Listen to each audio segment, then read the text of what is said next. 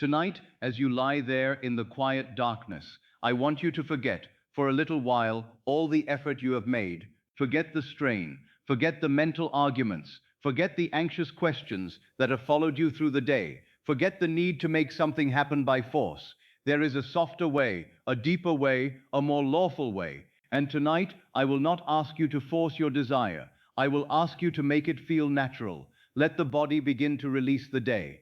Let the weight of it settle where it rests. Let the shoulders soften as though they no longer have to carry tomorrow before tomorrow comes. Let the hands loosen as though they no longer have to grasp at the world. Let the face become quiet. Let the eyes rest behind their lids. Let the breath come down from the surface of the chest into a slower, easier rhythm. You do not need to breathe perfectly. You do not need to relax perfectly. You need only allow yourself to stop fighting for a few moments. The world outside may still be there. Its facts may still appear unchanged. Its voices may still echo faintly in the mind. But now, as the night gathers around you, those facts do not need to be the final authority. The room becomes softer. The edges of things begin to fade. The outer world, with all its claims and demands, recedes into the background. And as it recedes, something else comes forward. Not noise, not effort. The inner world, the world of assumption, the world in which every visible thing first receives its invisible birth. You have brought a desire with you into this night. Perhaps you have carried it for a long time. Perhaps it has sat quietly in the heart while you worked, while you spoke with others, while you did what had to be done. Perhaps at times it felt close, and at other times it felt impossibly far away. Perhaps you have prayed for it, imagined it, hoped for it, waited for it, and wondered why it still seemed to stand at a distance from you. But tonight, I want you to look at this desire differently. Do not treat it as something you must chase. Do not treat it as something that must be dragged into your life by strain. Do not treat it as a rare, distant, impossible prize granted only to a fortunate few. Treat it as something that is learning to become natural to you. For a desire does not become yours merely because you want it intensely. Many want intensely and remain without. Many plead intensely and remain in the same condition. Many feel great emotion for a little while, and then the emotion fades, and the old world returns with the same face. Desire alone is not enough if the desire still feels foreign to the self that holds it. The thing you desire must cease to feel like a stranger in your own consciousness. It must cease to feel exceptional. It must cease to feel like something outside the boundaries of who you believe yourself to be. The desire does not become yours when you chase it. It becomes yours when it feels like home. That is what we are beginning tonight. Not a battle, not a performance, not a desperate effort to convince the mind, a quiet return home. If you desire love, then tonight you are not going to beg for love in imagination. You are going to let being loved feel natural. If you desire wealth, you are not going to worship money as something far above you. You are going to let supply feel natural. If you desire healing, you are not going to stare at the condition with fear. You are going to let wholeness feel natural. If you desire success, you are not going to stand outside the role like an uninvited guest. You are going to let belonging feel natural. If you desire peace, you are not going to chase silence with an anxious mind.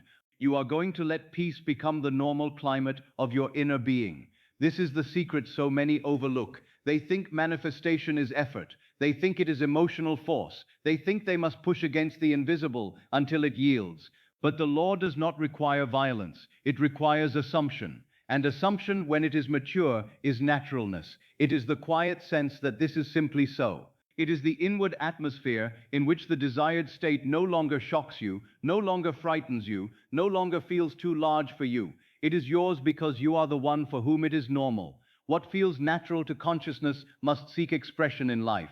I say that slowly because it is worth hearing in the depths of you. What feels natural to consciousness must seek expression in life. The outer world is not an independent power standing apart from you, deciding what may or may not be given. The outer world is the shadow, the echo, the garment worn by consciousness. Change the state that feels natural within you, and the outer garment must, in its own way, begin to alter. You may say, but Neville, my desire does not feel natural. That is why I am listening. That is why I am tired. That is why I do not know how to believe. And I understand. I know very well that a desired state may at first feel strange. To the man who has long worn poverty, wealth may feel strange. To the woman who has long felt unwanted, being chosen may feel strange. To the one who has struggled for years, ease may feel strange. To the one who has lived in fear, peace may feel strange. But hear me carefully. Strange does not mean impossible. Strange only means unfamiliar. And what is unfamiliar can become familiar. What is entered repeatedly in imagination can become the dwelling place of the soul. Tonight, you do not need to force yourself to believe perfectly. You do not need to produce a great emotional display. You do not need to tremble with excitement or convince yourself with 1,000 words. You only need to begin making the fulfilled state less foreign. You only need to bring your desire closer, not by dragging it through the outer world, but by allowing it to take up residence within. Let the breath slow a little more. Let the body become heavier. Let the room fade a little further. You are not losing yourself. You are returning to the source of yourself. You are moving away from the noise of circumstance and toward the quiet power that gives circumstance its form. In this softened hour, before sleep receives you, the old facts need not argue so loudly. The reasoning mind, which by day demands evidence, begins to grow gentle. The senses, which by day insist that they alone know truth, begin to lose their sharpness. And in that sacred softening, a new state may enter. So bring your desire near, but gently. Do not grip it. Do not make it heavy. Do not say, where is it? When will it come? Why has it not happened yet? Those questions keep the desire distant because they are spoken from distance. Instead, let the desire stand before you, like something that is beginning to belong, something that is no longer outside the gates, something that is becoming normal in the secret place of consciousness. Perhaps you cannot yet say, it feels completely natural. That is all right. Begin with this, it is becoming natural to me. Let that be gentle enough to enter. It is becoming natural to be loved. It is becoming natural to be supplied. It is becoming natural to be free. It is becoming natural to live in peace. It is becoming natural to receive good. It is becoming natural to be the one who has. Do not say these words as a technique. Say them as a doorway. Let them open a softer feeling. Let them lead you into the atmosphere of the fulfilled self. The purpose of words is not to make noise in the mind. The purpose of words is to carry you into a state. Once the state begins to appear, the words have served their purpose. Tonight, I will not ask you to force your desire. I will ask you to make it feel natural. Imagine just for a moment that the thing you desire is no longer unusual. Imagine that it has been yours long enough for the shock to fade. Imagine that the life you want no longer feels like a miracle you are watching from afar, but like the familiar room in which you live. How would the body rest then? How would the breath move? How would the mind speak to itself? What would no longer need to be questioned? What would you stop checking? What would you stop fearing? Do not look for a dramatic answer. Naturalness is often quiet. It may feel like relief. It may feel like ease. It may feel like a simple absence of inner argument. It may feel like the body no longer bracing itself against life. It may feel like a soft inner consent that says, yes, this belongs to me. Yes, this can be normal. Yes, I can be the one for whom this is natural. That consent is powerful. The world changes as the inner man, not as he begs, not as he strains, not as he exhausts himself trying to overpower life, but as he accepts a new state so deeply that it becomes natural. Consider how easily you accept the things that feel ordinary to you. You do not struggle to believe your name. You do not labor for hours to accept the street where you live. You do not repeat 1,000 times that yesterday occurred. These things feel natural, and because they feel natural, they carry no inner resistance. They are facts to you. You rest in them. You do not chase them. You do not persuade yourself of them. You simply know them. That is the quality your desire must begin to take on. Not loud, not frantic, not exceptional, natural. The desire becomes powerful when it no longer feels like something that contradicts you. When love no longer contradicts your sense of self. When money no longer contradicts your sense of self. When success no longer contradicts your sense of self. When peace no longer contradicts your sense of self. When the desired life feels internally permitted, internally familiar, internally possible, then the creative act has already begun. And if tonight all you can do is soften the distance a little, that is enough. If tonight the desire feels a little less foreign, that is enough. If tonight the body can rest for a few moments as though fulfillment is allowed, that is enough. The seed of naturalness does not need violence to grow.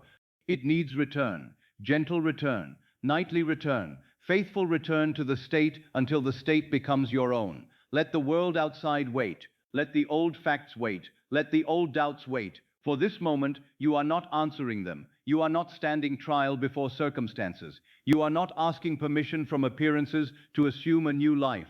You are entering the inner place where appearances are born. And in this place, your work is simple. Make it natural. Make it familiar. Make it feel like home. If you are loved, let that feel natural. If you are provided for, let that feel natural. If you are free, let that feel natural. If you are successful, let that feel natural. If you are healed, let that feel natural. If your life is opening beautifully, let that feel natural. Do not rush to the outer world to see whether it agrees. The outer world is always late. It reflects yesterday's assumptions until a new assumption has been accepted deeply enough to replace them. Let tonight be the beginning of that replacement. Let tonight be the night you stop treating your desire as something far away and begin treating it as something that belongs in the atmosphere of your being. You do not need to know how. You do not need to know when. You do not need to arrange the bridge. You need only enter the state in which the desire is no longer strange to you. As you lie there in the dark, let this one idea sink beneath thought. The fulfilled life can become natural to me. It can become familiar. It can become ordinary. It can become the state I return to without effort. And what becomes natural within me must by law seek expression around me. The desire does not become yours when you chase it. It becomes yours when it feels like home. So tonight, do not chase, do not force, do not argue. Let the body rest, let the breath slow, let the room fade, let the world grow quiet, and let your desire softly, gently begin to feel. There is a misunderstanding that keeps many sincere people tired. They hear that feeling is the secret, and they believe that feeling must mean intensity. They think they must become overwhelmed. They think they must rise into a great emotional fire every time they imagine. They think the desire must produce trembling, excitement, tears, certainty so forceful that no doubt could ever appear again. And when they cannot sustain that height, they accuse themselves of failure. But I tell you, that is not the way. Excitement may visit, but naturalness remains. Do not mistake the flash for the flame. Do not mistake the wave for the sea. A sudden rush of emotion may come, and there is nothing wrong in it. Joy may rise. Gratitude may rise. A sweetness may fill the heart. But if you make emotional intensity the measure of your creative power, you will become a servant of moods. You will lie down at night asking, do I feel enough? Is it strong enough? Why is the feeling not as great as yesterday? And in asking these questions, you return to strain. The fulfilled state is often quieter than the wanting mind expected. The wanting mind loves drama because it has been starving. It wants proof that something is happening. It wants a great sensation, a shaking of the whole inner world, a sign that the desire has been accepted. But possession is not always dramatic. Possession is often calm. The man who truly owns a thing does not faint every morning because it is his. The woman who is truly loved does not need to tremble every hour to prove that love exists. The one who is supplied does not worship every coin. The one who is free does not constantly announce freedom to himself. He lives it. A thing feels truly yours when it no longer shocks you. That is the point so many miss. They seek the shock, the height, the emotional storm, because they think that intensity is. But intensity rises and falls. A mood may be strong in the evening and absent in the morning. A feeling may blaze for a moment and then leave you cold. If your faith depends upon a high emotional state, then every quiet hour will appear to you as failure. But quietness is not failure. Quietness may be the very sign that the desire is becoming natural. The subconscious is not impressed by noise. It is impressed by reality. I do not mean the outer reality of the senses. I mean the inner sense of reality. The feeling that this is so, this is mine, this belongs to me, this is natural for me now. The subconscious does not require you to shout. It does not require you to excite yourself into exhaustion. It does not require theatrical certainty. It receives what you accept as true. And sometimes the deepest acceptance is not loud at all. It is still. It is simple. It is almost ordinary. Think of the things that are natural to you now. You do not become overwhelmed in order to believe them. You do not need desperate certainty. You do not need constant desire. They are simply woven into your identity. They are not fought for inwardly. They are not argued with. They are not held at a distance. They belong to the quiet background of who you are. This is the feeling you are learning to give your desire. The mind that has lived long in lack may think wealth must feel like thunder, but true supply, once accepted, feels like ease.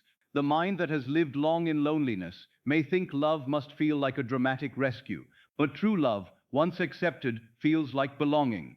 The mind that has lived long in anxiety may think peace must arrive like a miracle from the sky, but true peace, once accepted, feels like the natural climate of the soul. The mind that has struggled for recognition may think success must feel like being lifted above all men. But true success, once accepted, feels like a role you have grown into and now wear naturally. This is why desperation cannot be the creative state. Desperation confesses absence. It may speak beautiful words, but beneath those words it cries, I do not have. It may imagine great scenes, but beneath those scenes it fears, perhaps this will not come. It may declare with force, but force often hides unbelief. When a man is desperate, he is not resting in the end. He is begging the end to arrive, and begging is not assumption. Assumption is quieter. Assumption is the inward acceptance of being. Assumption is the state in which you no longer stand outside the desired condition, knocking at the door. You are within it. You have entered it. You have accepted it as your dwelling place. And once you dwell there, the emotional weather may change from hour to hour, but the state remains. A man may have a joyful day or a quiet day and still be married. He may feel excitement or calm and still be wealthy. He may be lively or still and still be free. Possession is not dependent on emotional fireworks. Excitement may visit, but naturalness remains. Let that sentence free you tonight. You do not have to produce an overwhelming feeling before sleep. You do not have to strain to create a grand emotional climax. You do not have to force the heart to leap. You do not have to build some inner spectacle to convince God. You have only to enter the state gently enough, naturally enough, that the desire begins to feel less distant and more like your own. Many who practice imagination make the error of intensity. They close their eyes and try to see everything with perfect brightness. They try to hear every word, feel every detail, force every sensation, and when the scene does not obey them, they become frustrated. They think vividness is the secret, but vividness without acceptance is only a picture. A faint scene accepted as real has more power than a brilliant scene watched as fantasy. You may imagine with great intensity and still remain outside the state. You may see a scene clearly and still feel, this is not mine. You may repeat words with great force and still feel, I am trying to get it. But a simple scene, gently entered, felt as natural, can sink deeper than all the effort of the waking mind. The subconscious is impressed not by the strain of your attempt, but by the reality of your acceptance. The fulfilled state is often quieter than the wanting mind expected. When your desire begins to feel natural, you may notice that the great agitation around it lessens. You may not feel as desperate. You may not think of it with the same fever. You may not need to rehearse it every hour. Some people become frightened when this happens. They say, have I lost my desire? Do I no longer care? No, you may have only lost the hunger of absence. You may be beginning to feel the first piece of possession. Do not confuse peace with indifference. Indifference says it does not matter.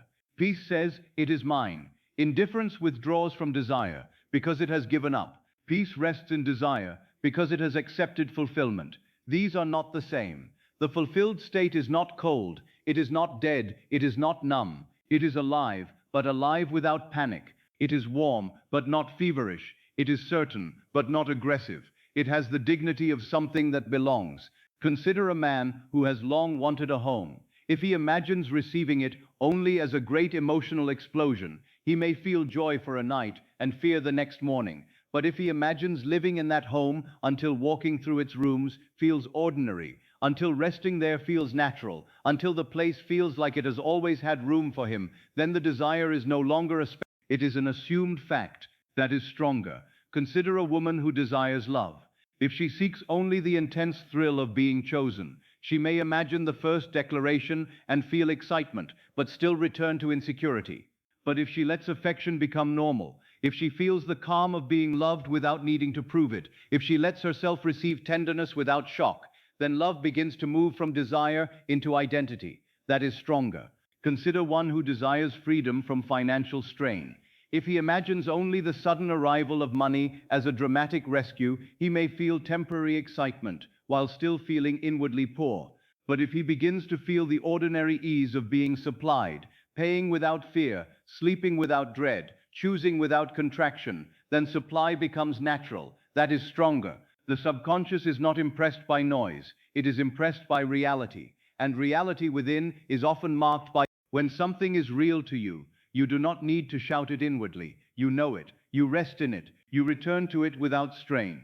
This is why I say to you tonight, do not pursue excitement as though excitement were proof.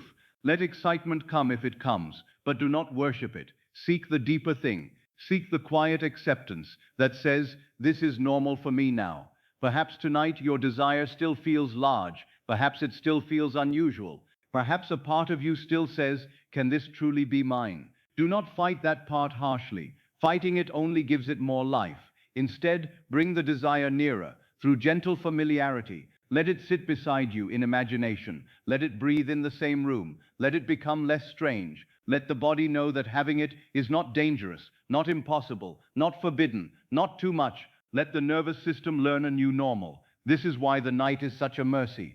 By day, the mind may be filled with movement. It may be restless. It may reach for signs. It may compare the inner act with the outer facts. But at night, as the body grows heavy and the senses dim, you do not need to fight so much. You can allow, you can receive, you can let the state of fulfillment approach quietly, not as a shout, but as a whisper, not as a storm, but as a settled atmosphere. A thing feels truly yours when it no longer shocks you. So tonight, if your desire is wealth, let wealth feel less shocking. Let it become natural to be supported, natural to choose, natural to breathe without pressure. If your desire is love, let love feel less shocking. Let it become natural to be chosen, natural to be remembered, natural to be held in affection. If your desire is success, let success feel less shocking. Let it become natural to be seen, natural to be respected, natural to occupy the role. If your desire is healing, let wellness feel less shocking. Let ease become ordinary in the body. If your desire is peace, let peace feel less shocking. Let calm become the home to which the mind returns. Do not force it. Do not perform it. Do not demand intensity. Let naturalness grow. Intensity is like a lamp suddenly lit and suddenly extinguished. Naturalness is like the dawn. It comes quietly, but once it comes, everything is seen differently. You may not notice the exact moment it begins, but slowly the old darkness loses power. Slowly the desire no longer appears beyond you. Slowly the new state becomes believable, then familiar, then natural. And what becomes natural within must seek expression without. This is the work you are doing tonight. It is subtle, but do not call it weak. The greatest powers are subtle. Seed works beneath the soil. The child grows unseen in the womb. The tide turns before the shore announces. So too does consciousness change before circumstance gives testimony. Do not despise the quiet inner shift. It is the beginning of the new world. The wanting mind asks for intensity because it wants evidence. The fulfilled mind rests in naturalness because it has accepted possession. Let the wanting mind grow tired now. Let it stop trying to create thunder. Let it stop asking for overwhelming emotion. Let it stop measuring the truth of your assumption by the height of your excitement. The deeper mind is waiting for something simpler, something more final, something more real. The feeling that it is natural, the feeling that it belongs, the feeling that this is simply who you are now. And as you lie in the quiet, let that feeling come softly, perhaps only a little at first. That is enough. Let the desire become a little less foreign tonight. Let the fulfilled self feel a little less distant. Let the inner argument become a little softer. Let the body rest as though receiving good is not strange, as though being loved is not strange, as though peace is not strange, as though supply is not strange, as though success is not strange, as though the life you desire is not strange. The fulfilled state is often quieter than the wanting mind expected. So if quiet comes, welcome it. If relief comes, welcome it. If only a small softness comes, welcome it. You do not need emotional thunder tonight. You need acceptance. You need familiarity. You need the calm sense that the desired state is becoming normal. Excitement may visit, but naturalness remains, and naturalness accepted deeply is power. Now, let us become very clear about what I mean when I use the word natural. For if you misunderstand this word, you may mistake peace for failure, rest for indifference, and quiet acceptance for a lack of faith.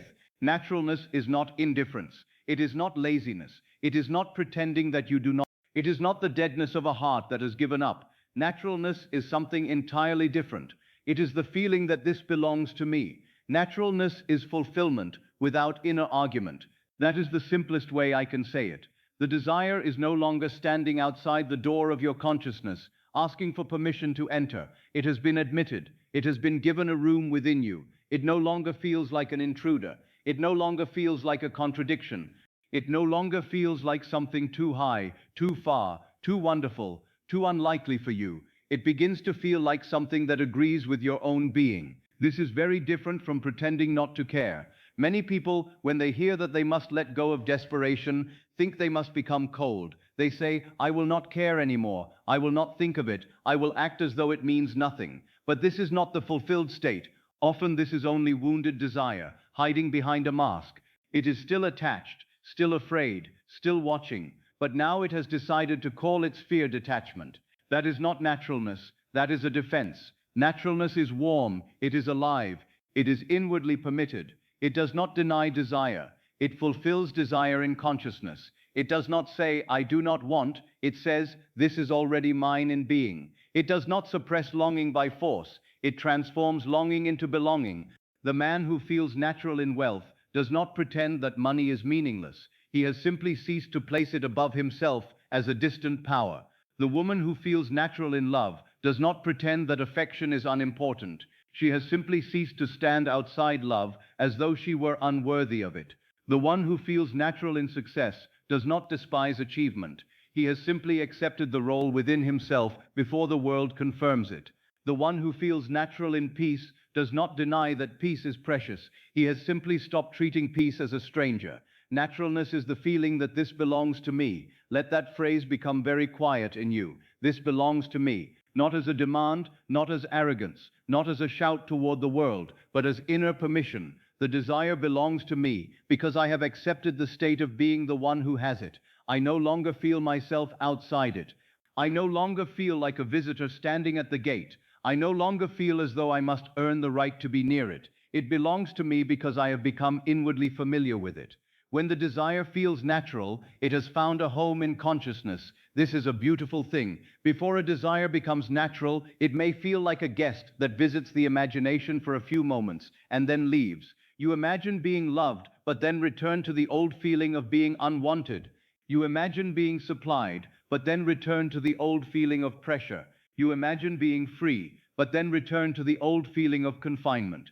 You imagine success, but then return to the old feeling of being unseen. The desire visits, but the old state lives there. But naturalness means the desire is no longer merely visiting. It has begun to dwell. It has become familiar to the inner man. You return to it more easily. You rest in it more deeply. You do not need to force it every time. Slowly, by inward acceptance, the desired state becomes less like a fantasy and more like a home. And what is a home? A home is a place where you do not need to justify your presence. A home is a place where you enter without asking whether you are allowed. A home is familiar, accepted, intimate. You do not stand outside your home wondering if you deserve to enter. You walk in because it is yours, so it must become with your desire.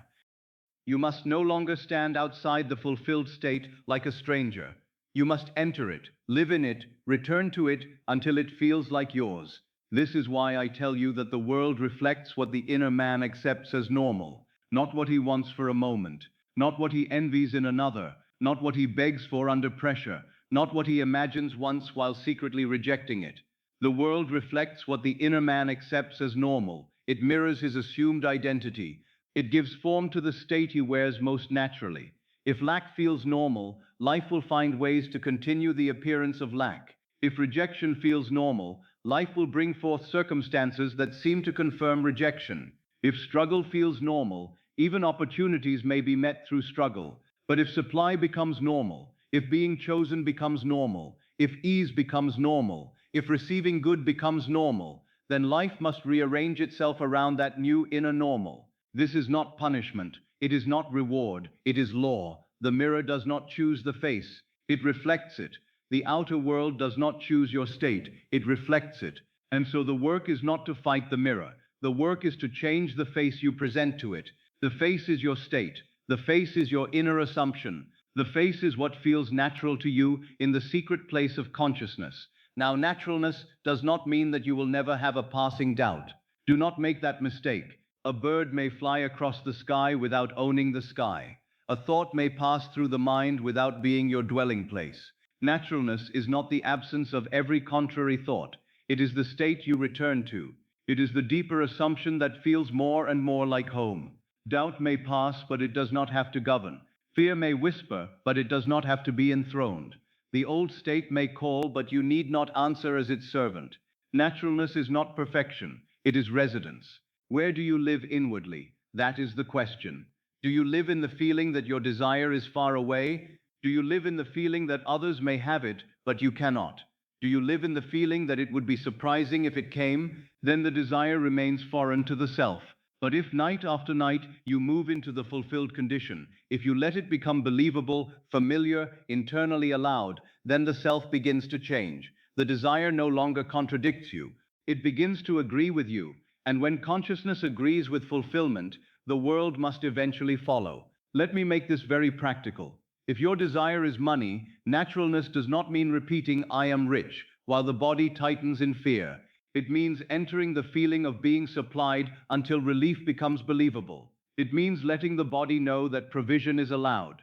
It means imagining the ordinary ease of paying, choosing, resting, and not feeling hunted by need. It means money no longer feels like a miracle reserved for someone else. It feels like a normal part of your life. If your desire is love, naturalness does not mean pretending that you do not want love. It means allowing yourself to feel chosen without shock. It means being able to receive affection inwardly without suspicion. It means love no longer feels dangerous, uncertain, or too good to remain. It means the heart learns the calm of being wanted. It means affection feels like home, not like a rare visitor who may leave at any moment. If your desire is healing, naturalness does not mean fighting the body or denying every sensation with fear.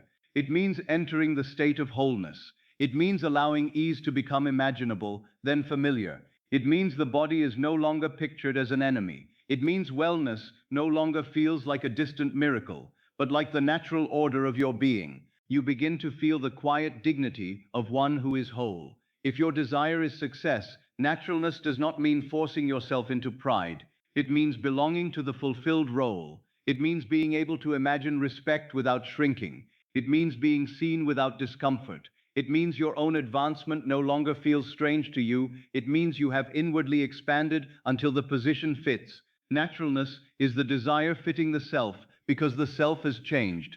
You see, the desire itself may be perfectly lawful, perfectly possible, perfectly available in imagination. But if the self that holds it remains the old self, the desire feels too large, too strange, too far. So do not shrink the desire. Do not make it smaller in order to match the old self. Let the self expand. Let identity rise. Let consciousness become accustomed to the fulfilled condition. This is why I do not teach men merely to wish. I teach them to assume is to become inwardly identified with the state. And when you are identified with something, it feels natural. You do not think of it as outside you. You think from it. You perceive from it. You rest from it. It becomes part of your own sense of being. Naturalness is fulfillment without inner argument. Notice how gentle that is. It does not say you must feel ecstasy. It does not say you must fight every thought. It does not say you must become rigid in your mind. It says the inner argument begins to end. The debate quiets. The endless questioning softens. The desire is no longer met with immediate resistance. A new inward agreement forms. Yes, this can be mine. Yes, this belongs to me. Yes, I can be the one who lives this. Yes, this is natural for me now. Let those meanings, not merely the words, settle into you. The words are vessels. The meaning is the state. If a phrase helps you, use it, but do not worship the phrase. Let it carry you into the quiet feeling of belonging. This is natural for me now. This belongs to me. I am already the one for whom this is normal. I no longer stand outside it. It is simply part of my life. Speak them slowly inwardly, if you speak them at all. Do not rush. Do not repeat mechanically. Let each one produce an inner softening. Let each one remove a little distance. Let each one make the desire less foreign. You are not trying to hypnotize yourself into a lie. You are awakening yourself to a state. Every state exists now in consciousness. The state of being loved exists now. The state of being supplied exists now. The state of being free exists now. The state of being successful exists now. The state of being healed exists now. You do not create the state from nothing. You enter it. And as you enter it, again and again, it becomes natural. At first, the old state may say, "This is not you." But do not accept that accusation. It only means, this is not the old you, and the old you is precisely what is being laid aside. The old self may not know how to be loved. The old self may not know how to rest. The old self may not know how to receive. But you are not confined to the old self. You can put on the new man. You can wear the fulfilled state until it ceases to feel like a garment and begins to feel like your own skin. This is the meaning of practice, not strain, not performance. Practice is simply dwelling in the new state until the new state becomes familiar. You do not repeat because the law needs convincing. You repeat because you are becoming accustomed to a new identity. The law is not reluctant. The law responds perfectly. It is you who must cease to feel foreign to your own fulfillment. So tonight, as the room grows quieter and the body becomes heavier, do not ask yourself, how do I make this happen? Ask instead, how would it feel if this were natural for me? Not dramatic, natural, not shocking, natural, not far away, natural, not fragile, natural, not too much, natural. If love were natural for me, how would I rest? If supply were natural for me, how would I breathe? If peace were natural for me, what would leave the body? If success were natural for me, how would I carry myself inwardly? If freedom were natural for me, what? Let the answers come as feelings rather than explanations. The body may know before the mind can speak. A breath may answer. A softening may answer. A quiet image may answer. A sense of permission may answer. Receive it. Naturalness is the feeling that this belongs to me. When the desire feels natural, it has found a home in consciousness. The world reflects what the inner man accepts as normal. Let these truths become like a gentle rhythm beneath the night. You do not need to argue with them. You do not need to force them. Let them enter. Let them become simple. Let them become your new standard.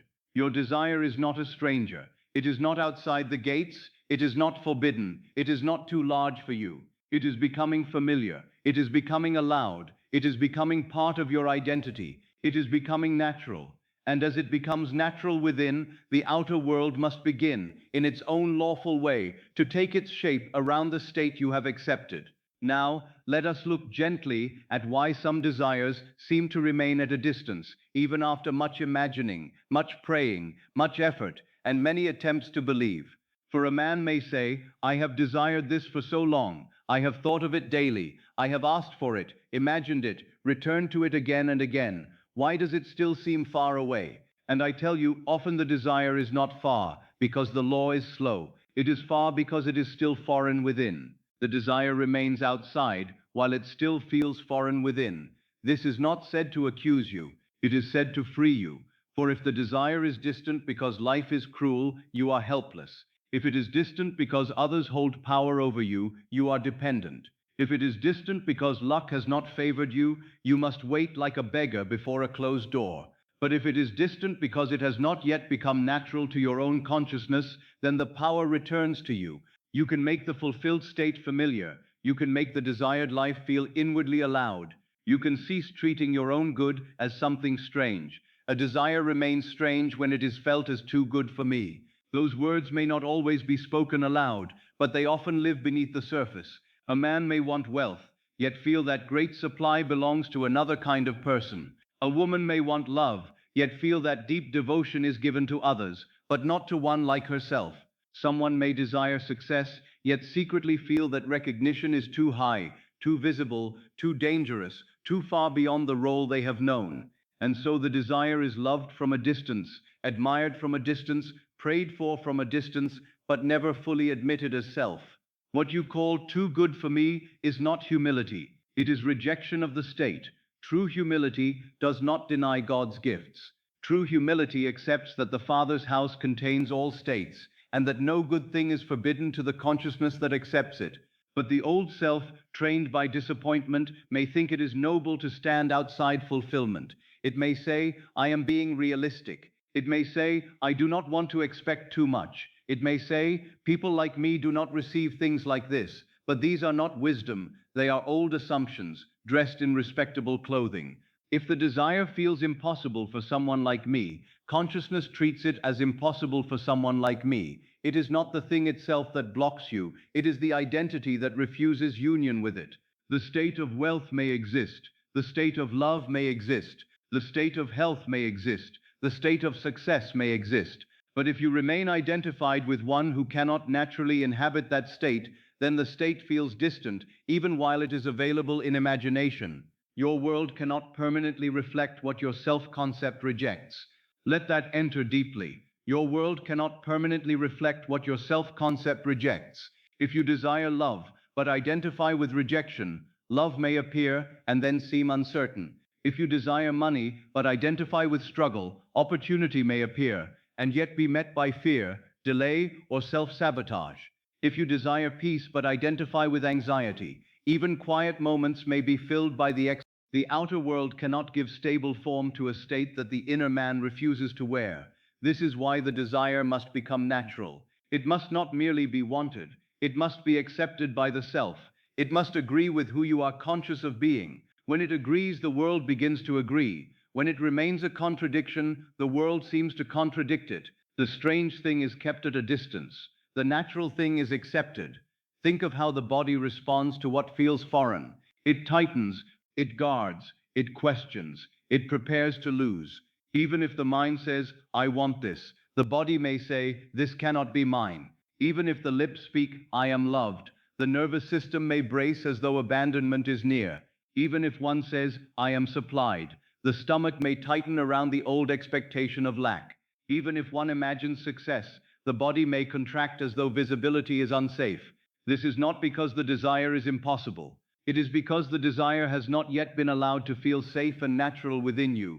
If it feels impossible, the body keeps reacting as if it is absent. You may lie down and imagine being loved, but if love still feels surprising, the body waits for proof. You may imagine being wealthy, but if supply still feels extraordinary, the body remains in lack. You may imagine being free, but if freedom still feels unreal, the body continues to carry the chains. The body often reveals the state more honestly than the words.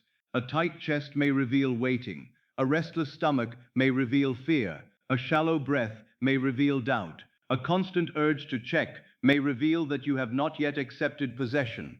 Do not condemn the body for this. Teach it. Let it learn a new normal. The body has rehearsed the old state many times. It has learned how to be anxious. It has learned how to expect disappointment. It has learned how to brace for lack, how to wait for rejection, how to contract before uncertainty.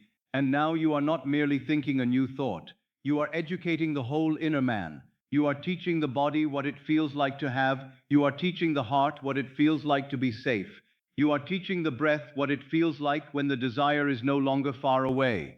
This is why a desire that feels rare often remains rare. If you think this kind of thing hardly ever happens, you place it in the realm of exception. And if you make it exceptional, you may unconsciously keep it beyond yourself. The mind worships it from below. The heart reaches for it as though it were a star. But what you worship as rare, you often do not accept as normal. And what you do not accept as normal remains outside the ordinary pattern of your life. You must bring the desire down from the altar of impossibility and make it familiar, not by disrespecting it, not by making it small, but by allowing yourself to belong to it. Wealth must cease to be rare in your inner world. Love must cease to be rare. Peace must cease to be rare. Good news must cease to be rare. Being chosen must cease to be rare. Ease must cease to be rare. Receiving must cease to be rare. Receiving must cease to be rare. Let your desired life become normal. The strange thing is kept at a distance. The natural thing is accepted. A desire may also feel shocking. You imagine receiving it, and instead of resting, you feel startled. You feel the thrill of something unusual. You feel the dramatic contrast between what you have known and what you now imagine. At first, that may seem powerful, but if the fulfilled state continues to shock you, then some part of you still sees it as outside your identity. A thing feels truly yours when it no longer shocks you. A home is not shocking to the one who lives there. A name is not shocking to the one who bears it. Love is not shocking to the one who accepts being loved. Supply is not shocking to the one who lives in provision. This is why you must go beyond the first shock. Do not live only in the moment of receiving. Live after it. Live when it has become ordinary. Live when the new state has settled. Live when the desire no longer appears as a visitor, but as a resident. That is naturalness. That is where the power is. Some desires feel fragile. A person says inwardly, if it comes, I may lose it. If they love me, they may leave. If money comes, it may disappear. If success comes, I may not sustain it.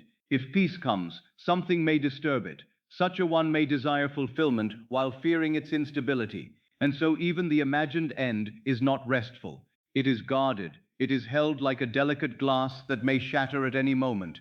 But fulfillment must be accepted as stable.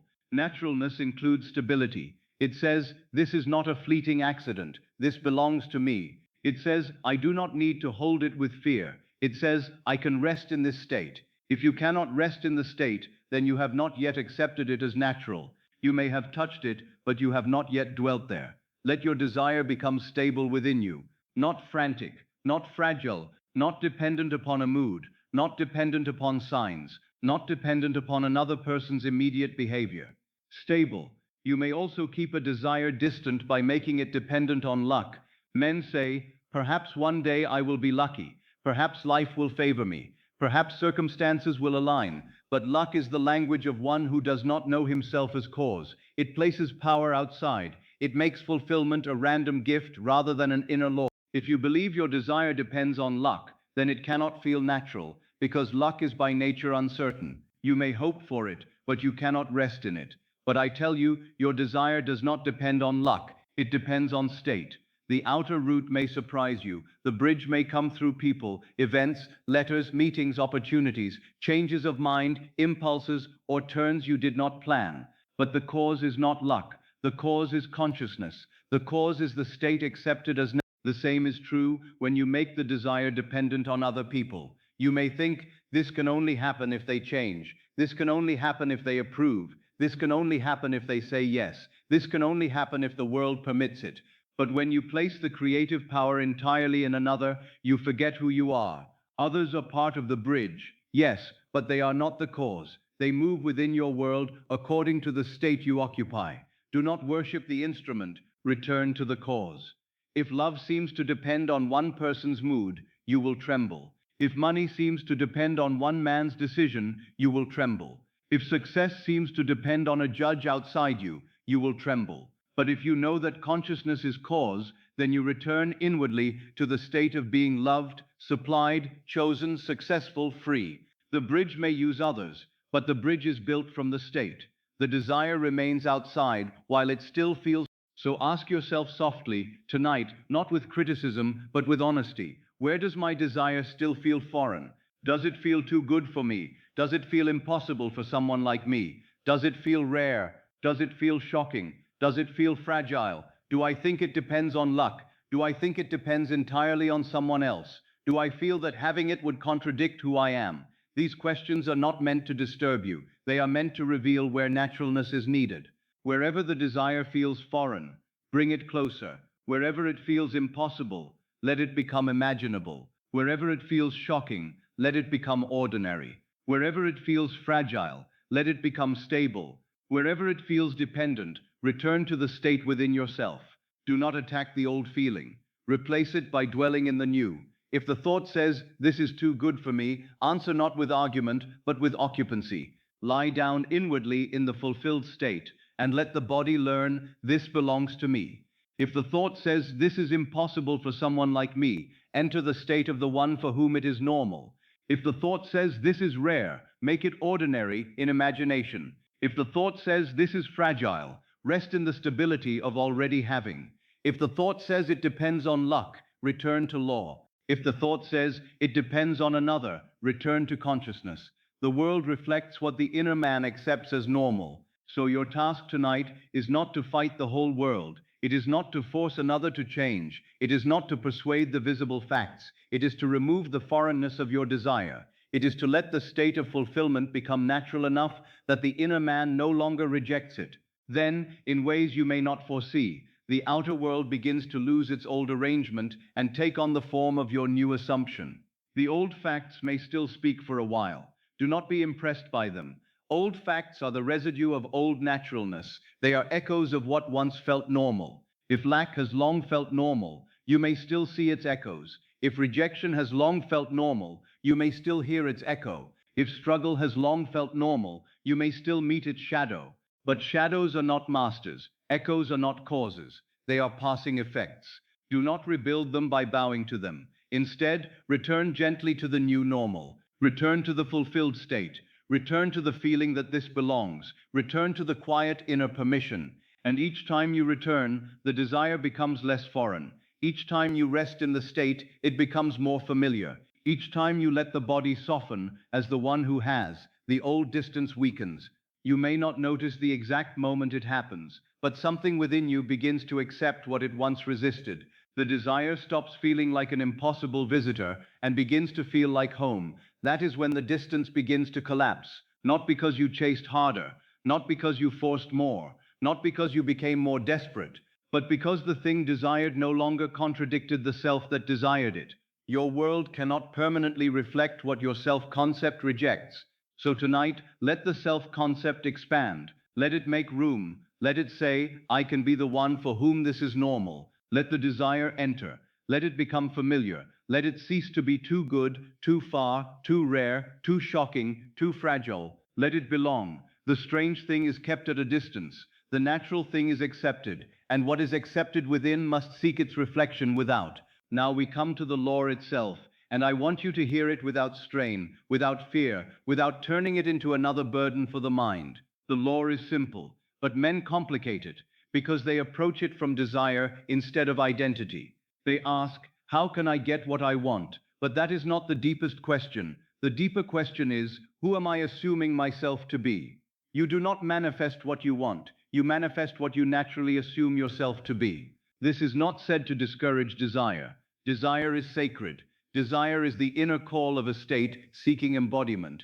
Desire is not the enemy, but desire alone does not create unless it is joined with assumption. Wanting a state is not the same as being in the state.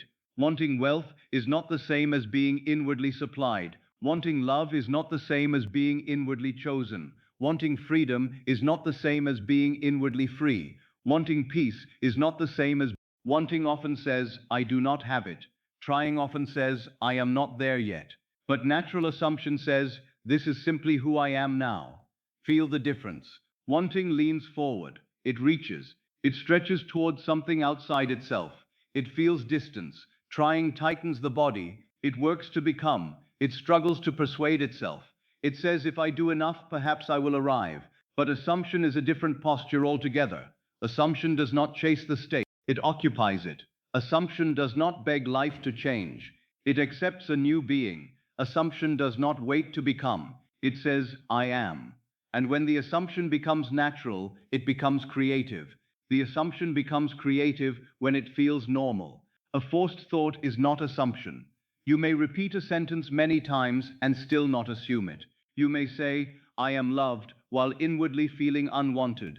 You may say, I am wealthy, while you may say, I am successful, while inwardly feeling unworthy of being seen. In such cases, the words are moving on the surface, but the state beneath them remains unchanged. The law does not respond to the surface alone. It responds to the state you accept. Assumption is accepted being. It is not merely thinking from the head. It is dwelling from the self. It is the feeling that you are now the one who lives from that reality. It is the quiet inner consent that says, this is true of me. It may begin as a thought, yes. It may begin as an imaginal scene. It may begin as a phrase whispered in the night. But if it is to become creative, it must descend from thought into being. It must become natural to the inner man. The outer world follows the state that feels most natural within you. This is why some men say one thing and live another. They speak of abundance, but lack feels natural. They speak of love, but rejection feels natural. They speak of success, but struggle feels natural. They speak of peace, But anxiety feels natural, and the world, being the perfect mirror, reflects not the decoration of the words, but the substance of the state. It reflects what the inner man has accepted as normal. Do not be angry with the mirror, it is faithful. If you dislike the reflection, change the state that casts it. Many people hear the law of assumption and turn it into labor. They think, I must force myself to believe, I must control every thought, I must never doubt, I must hold the image all day. But this is not assumption. This is effort wearing spiritual clothing. It may exhaust you, but exhaustion is not creation. The law is not fulfilled by tension. It is fulfilled by occupancy. You enter the state and return to it until it becomes natural. Let me make this plain. If you lived in a house, you would not spend every hour repeating, I live here, I live here, I live here. You would simply live there. You would return. You would arrange your life from that place. You would not be surprised to find yourself there at night. It would be your dwelling. So it is with a state. A state is a dwelling place of consciousness. To assume a state is to live from it inwardly until it feels like home. If the state of being loved is your dwelling, then love no longer feels like a distant miracle. If the state of being supplied is your dwelling, then provision no longer feels like an exception. If the state of being successful is your dwelling, then recognition no longer feels unnatural. If the state of being healed is your dwelling, then ease no longer feels foreign. The state becomes your inner home, and what is at home within you must eventually take form around you. You do not manifest what you want, you manifest what you naturally assume yourself to be. The wanting self says, I hope this happens. The assumed self says, this is mine, in consciousness. The wanting self asks, when? The assumed self rests in the end. The wanting self watches the road for signs. The assumed self walks as one who has arrived inwardly. The wanting self is always negotiating with the future. The assumed self occupies the present fact of being. Now understand me carefully. I do not say you must ignore desire. I do not say you must pretend there is no longing. I say that longing must be converted into being. The ache for love must become the assumption of being loved. The pressure of lack must become the assumption of being supplied. The hunger for success must become the assumption of being one who belongs to success. The cry for peace must become the assumption of being peaceful now.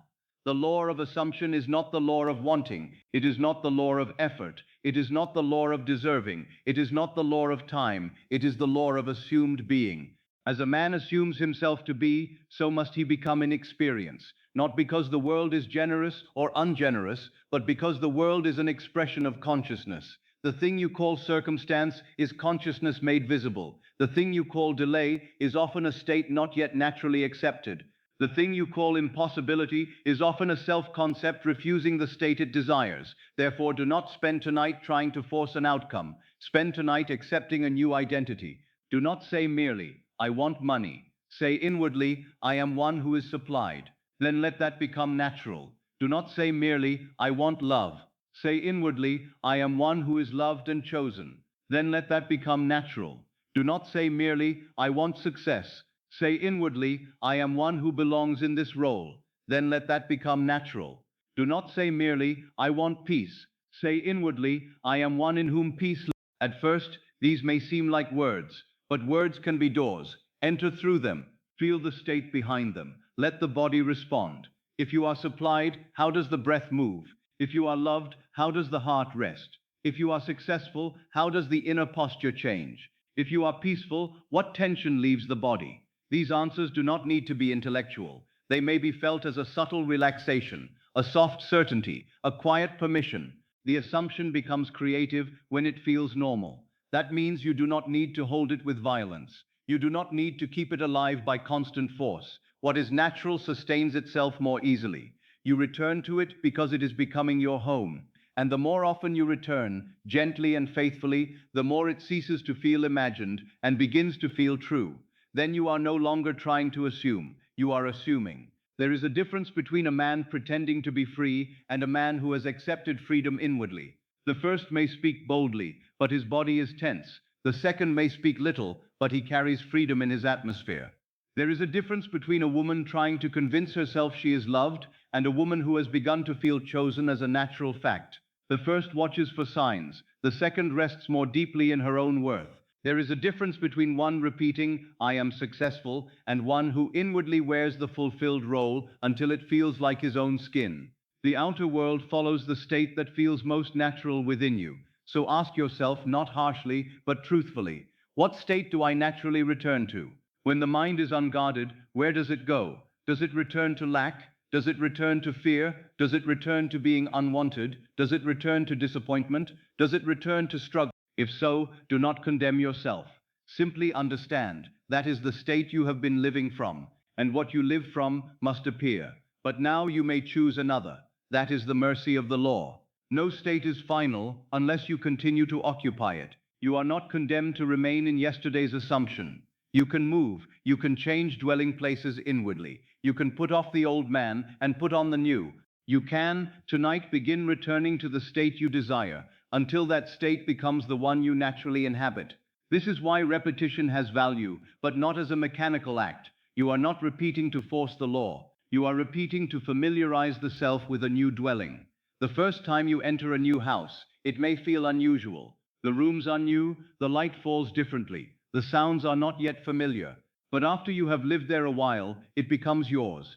You no longer study every corner. You rest there. So it is with the state fulfilled. At first, it may feel like imagination. Return, it may feel unusual. Return, it may feel too good. Return. In time, the fulfilled state becomes familiar, and the familiar becomes natural. And what feels natural to the inner man becomes normal in the outer world. Do you see now why forcing is unnecessary? You do not force a shadow. You move the body that you change the face. You do not force the world, you assume the state. When the state becomes natural, the world follows. The bridge of incidents forms. People speak differently. Opportunities come through ordinary channels. Your own thoughts and actions change without strain. Doors open, not because you pushed them with desperation, but because you moved into the state where such doors belong. This is the law in its simplicity. Assume the end, wear the state. The wanting mind will say, but I still do not see it. That is because the wanting mind worships the senses. It wants the reflection before the face changes. It wants the harvest before the seed is planted. It wants the echo before the sound. Do not be ruled by that mind. The senses report what has been. Imagination selects what shall be.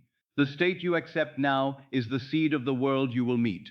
Tonight, you are not here to want more intensely. You are here to stop saying, I hope one day. You are here to begin feeling, this is simply who I am now. Let that sentence carry you inward. This is simply who I am now. I am the one who is loved. I am the one who is supplied. I am the one who is free. I am the one who is peaceful. I am the one who belongs. I am the one for whom this is natural. Do not force the words. Let them fall softly. Let them find the feeling behind them. If one phrase brings peace, remain there. If one phrase makes the desire feel a little less distant, remain there. The law does not require many words, it requires accepted being. You do not manifest what you want, you manifest what you naturally assume yourself to be. So tonight, let wanting become identity. Let trying become resting. Let the future become the present state. Let the desire stop being something outside you and become the atmosphere of who you are.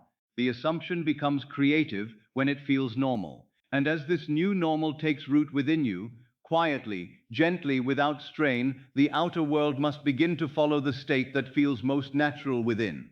Now let us go deeper into the reason fulfillment may feel strange. It is not because the desire is too great. It is not because life has placed it beyond you. It is not because the Father has denied it. Fulfillment feels strange only to the self that has not yet. Your desire is not too great. The old self is too small. Hear that gently. I do not say it to condemn the old self.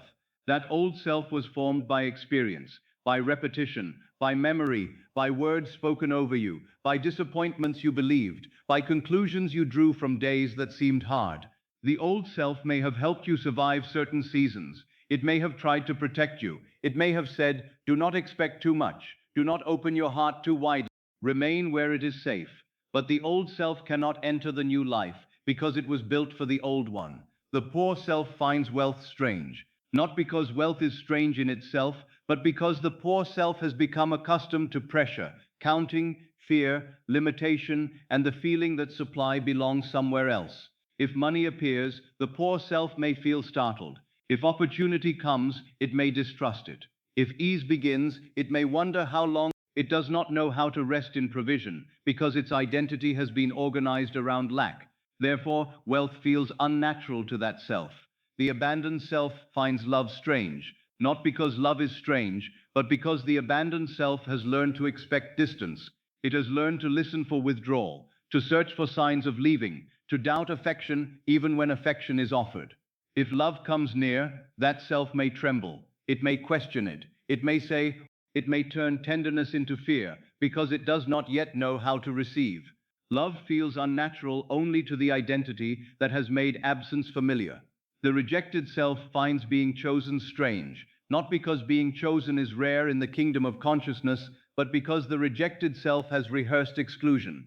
It has learned to stand outside. It has learned to expect the door closed. It has learned to compare, to shrink, to assume that others are preferred.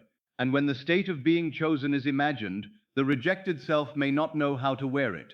It may feel like a garment, too fine for the one who puts it on. Yet the garment is not wrong. The self must expand until the garment fits. The struggling self finds ease strange. It has lived so long by effort that ease appears suspicious. It may think peace means danger is coming. It may think rest means irresponsibility. It may think receiving without strain can. Such a self may even sabotage simplicity, because struggle is the only atmosphere it recognizes. If a door opens too easily, it doubts the door. If help comes naturally, it mistrusts the help. If the path softens, it searches for hidden trouble. Ease feels unnatural only to the self that has made struggle its identity. The fearful self finds peace strange. Fear has its own familiarity. It may be painful, but to the one who has lived in it long enough, peace, by contrast, may feel unfamiliar. The fearful self may not know what to do when the body is no longer bracing. It may search for a problem, because problem searching has become normal. It may disturb its own quiet, because quiet feels unsafe. Yet peace is not unnatural. Peace is the natural condition of the one who has accepted God within. It only feels strange to the identity trained in fear. Do you see now? The desire itself is not unnatural. This should relieve you. Your desire does not need to be reduced. Your love does not need to become smaller. Your wealth does not need to become less. Your success does not need to be cut down. Your healing does not need to be postponed.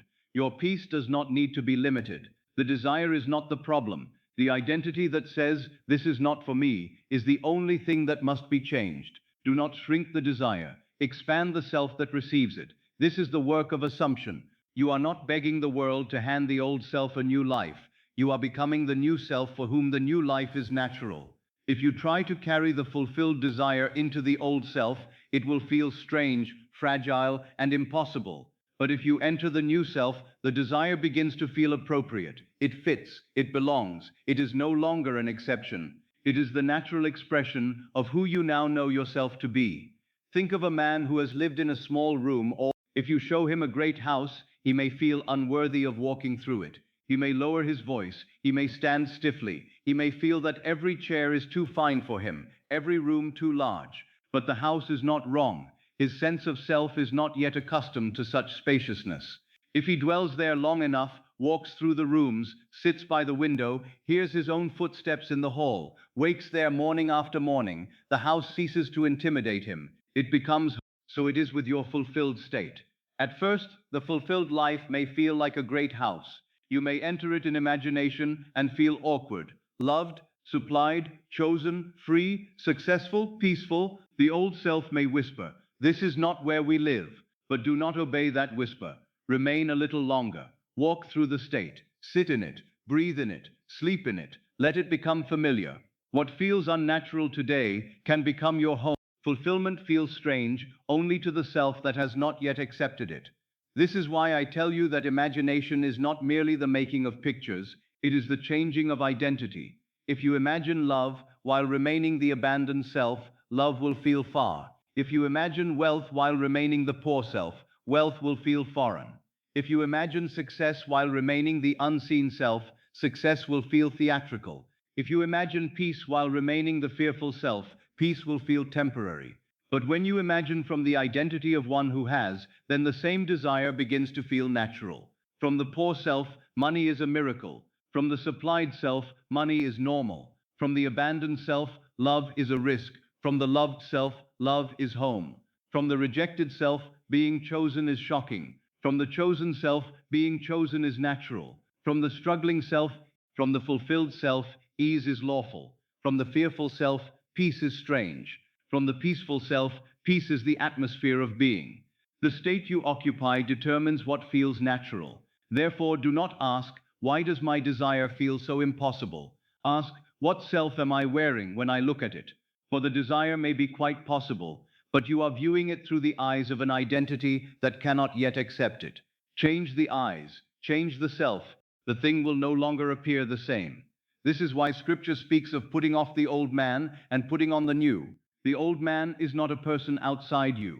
It is the state you have worn. It is the arrangement of assumptions that says, this is what I am, this is what happens to me, this is what I can expect. The new man is the state of fulfilled being. It is the identity that says, I am that which I once sought. I am loved. I am supplied. I am free. I am at peace. You do not repair the old man into fulfillment. You put him off. You put on the new.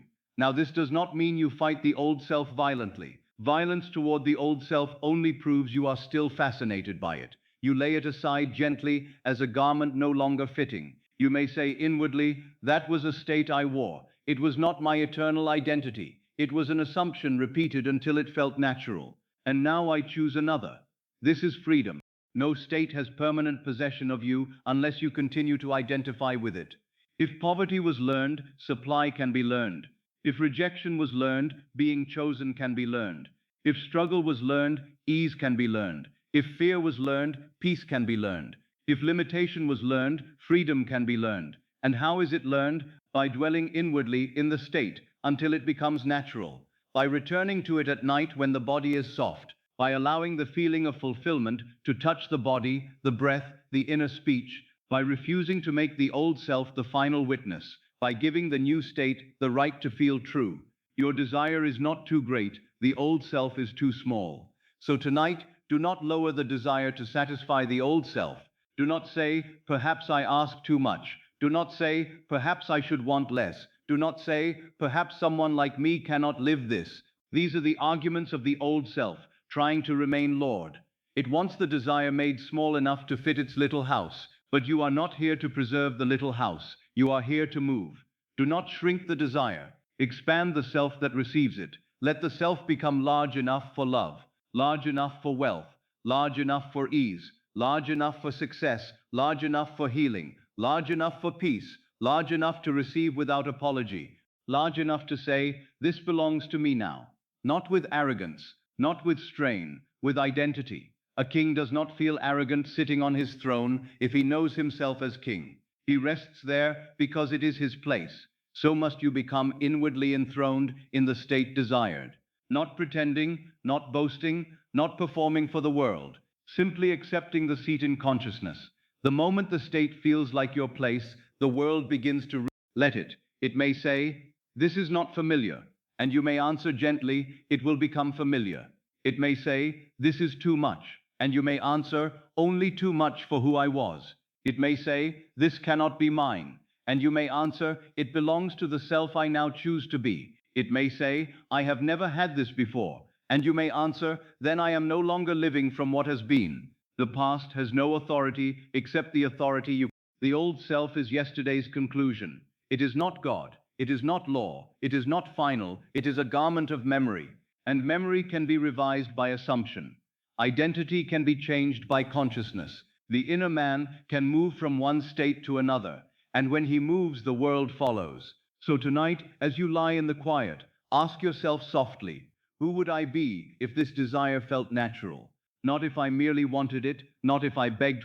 Who would I be if it were normal for me? How would I breathe? How would I rest? What would I stop fearing? What would I stop chasing? What would no longer shock me? If wealth were normal, the poor self would not be in command. If love were normal, the abandoned self would not be in command. If being chosen were normal, the rejected self would not be in command. If ease were normal, the struggling self would not be in command. If peace were normal, the fearful self would not be in command. Feel the new commander within you. Feel the new self taking the seat, not loudly, not dramatically, quietly, naturally, as though it had always been waiting for you to remember it. I am not the poor self seeking wealth. I am the supplied self allowing life to reflect supply. I am not the abandoned self begging for love. I am the loved self allowing love to feel normal. I am not the rejected self pleading to be chosen. I am the chosen self resting in belonging. I am not the struggling self fighting for ease. I am the fulfilled self for whom ease is lawful. I am not the fearful self chasing peace. I am the peaceful self in whom peace is natural. Let those meanings pass through you slowly. They are not merely affirmations, they are changes of residence. They are movements of identity. The old self may still echo, but an echo is not a command. Let it fade. Fulfillment feels strange only to the self that has not yet accepted it. So accept the self that fits fulfillment. Let yourself become the one for whom the desire is normal. Let the body learn it. Let the breath learn it. Let the heart learn it. Let the night receive it. Let sleep carry it deeper than effort can reach. Your desire is not too great. The old self was too small, and tonight you are expanding beyond it. Now we must speak of the self-concept, for this is where the desire either finds a home or remains outside the door. They speak of money, love, health, success, peace, opportunity, freedom.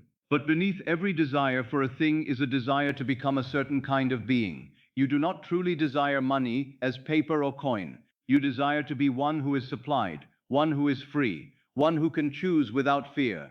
You do not truly desire love as a word or gesture alone. You desire to be one who is chosen, one who is cherished, one who rests in belonging. You desire to be one who is recognized, capable, established, welcomed into the role. The desire becomes natural when you become natural to the desire. This is a profound secret.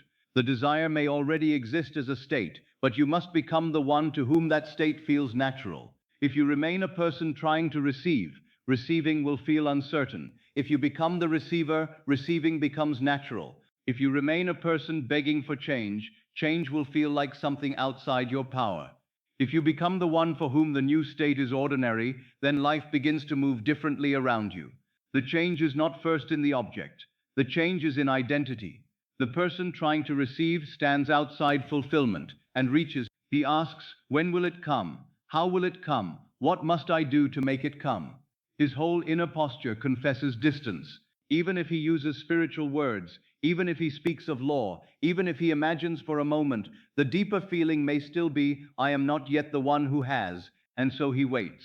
But the person who has become the receiver no longer stands outside. He has accepted receiving as normal. He does not feel guilty for receiving. He does not feel shocked by receiving. He does not feel that good must come through struggle or suffering. He has taken on the identity of one who receives easily. And because he has become that one inwardly, the outer world must find ways to reflect it. This is why I tell you that self-concept is not a small matter. It is the foundation. The world does not merely reflect isolated thoughts. It reflects the sense of self from which those thoughts arise. If you think a wealthy thought while feeling yourself to be poor, the poor self is still the deeper assumption. If you think a loving thought while feeling yourself unwanted, the unwanted self is still the deeper assumption. If you think a successful thought while feeling yourself unworthy, the unworthy self is still the deeper assumption. Therefore, you must not merely decorate the old self with new sentences. You must become new.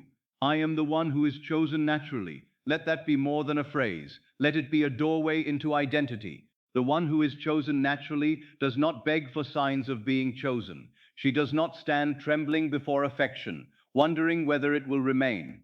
She does not make love into a rare exception. She carries an inward dignity, a quiet knowing that being selected, remembered, valued, and held in affection is not strange to her. It is natural. It belongs to her sense of self. Feel how different that is from trying to be chosen. The one trying to be chosen measures every silence, studies every word, fears every delay. The one who is chosen naturally does not live under that constant watchfulness. She rests more deeply, she receives more easily. She does not need to force another to act, because her inner state is not dependent upon fear. She has become one to whom love and preference feel normal. I am the one for whom money flows normally. Again, do not make this a sentence only. The one for whom money flows normally is not worshipping money. He is not staring at it as though it were a god beyond him. He is not making supply into a miracle that happens once and then vanishes. He has accepted provision as part of his life. Money comes, money goes, needs are met, choices are made, doors open, and he does not tremble before every demand. His body does not live in constant financial contraction. Supply is not shocking. Movement is increase is not shocking. It is normal. This does not mean recklessness. It means inward freedom from the identity of lack. The supplied self may still act wisely, but he does not act from panic. He may still make decisions, but he does not make them from fear. He may still work, plan, choose, and respond, but beneath it all is a different assumption. I am provided for. Life opens ways. Money moves naturally in my world. I am the one who, they ask, but they resist the receiving. They desire, but they feel unworthy when good approaches. They pray, but they feel guilty being answered. They imagine, but they secretly believe everything good must be paid for with anxiety. To receive easily is a change of identity. It is to stop making difficulty the price of fulfillment. It is to stop believing that struggle is holier than ease. It is to allow good to come without suspicion. The one who receives easily does not say with shame. He says inwardly, why not? He does not push away help. He does not shrink from kindness. He does not mistrust open doors simply because they open without violence. He knows that life, being the outpicturing of consciousness, can bring good through natural channels, and so he receives. I am the one who is loved without effort. Let that become very soft in you. Loved without effort does not mean unloved action, not caring, not coldness. It means you are not loved because you perform desperation. You are not loved because you chase. You are not loved because you prove yourself worthy every hour. You are loved because you are the one who lives in the state of being loved. Love finds you natural. Affection finds you natural. Tenderness finds you natural. You are at home in being cherished. The abandoned self believes love must be earned through anxiety. The loved self rests in the truth that love belongs. The abandoned self over-explains. The loved self receives. The abandoned self fears silence. The loved self remains inwardly secure. The abandoned self asks, what must I do to be chosen? The loved self knows, I am the one who is chosen naturally. I am the one for whom good news is normal. This is a beautiful identity to assume. Many have trained themselves to expect difficulty so consistently that good news feels like an interruption. They expect conversations to bring disappointment. They expect openings to close. They expect delay as the ordinary pattern. And so the body tightens before life even speaks.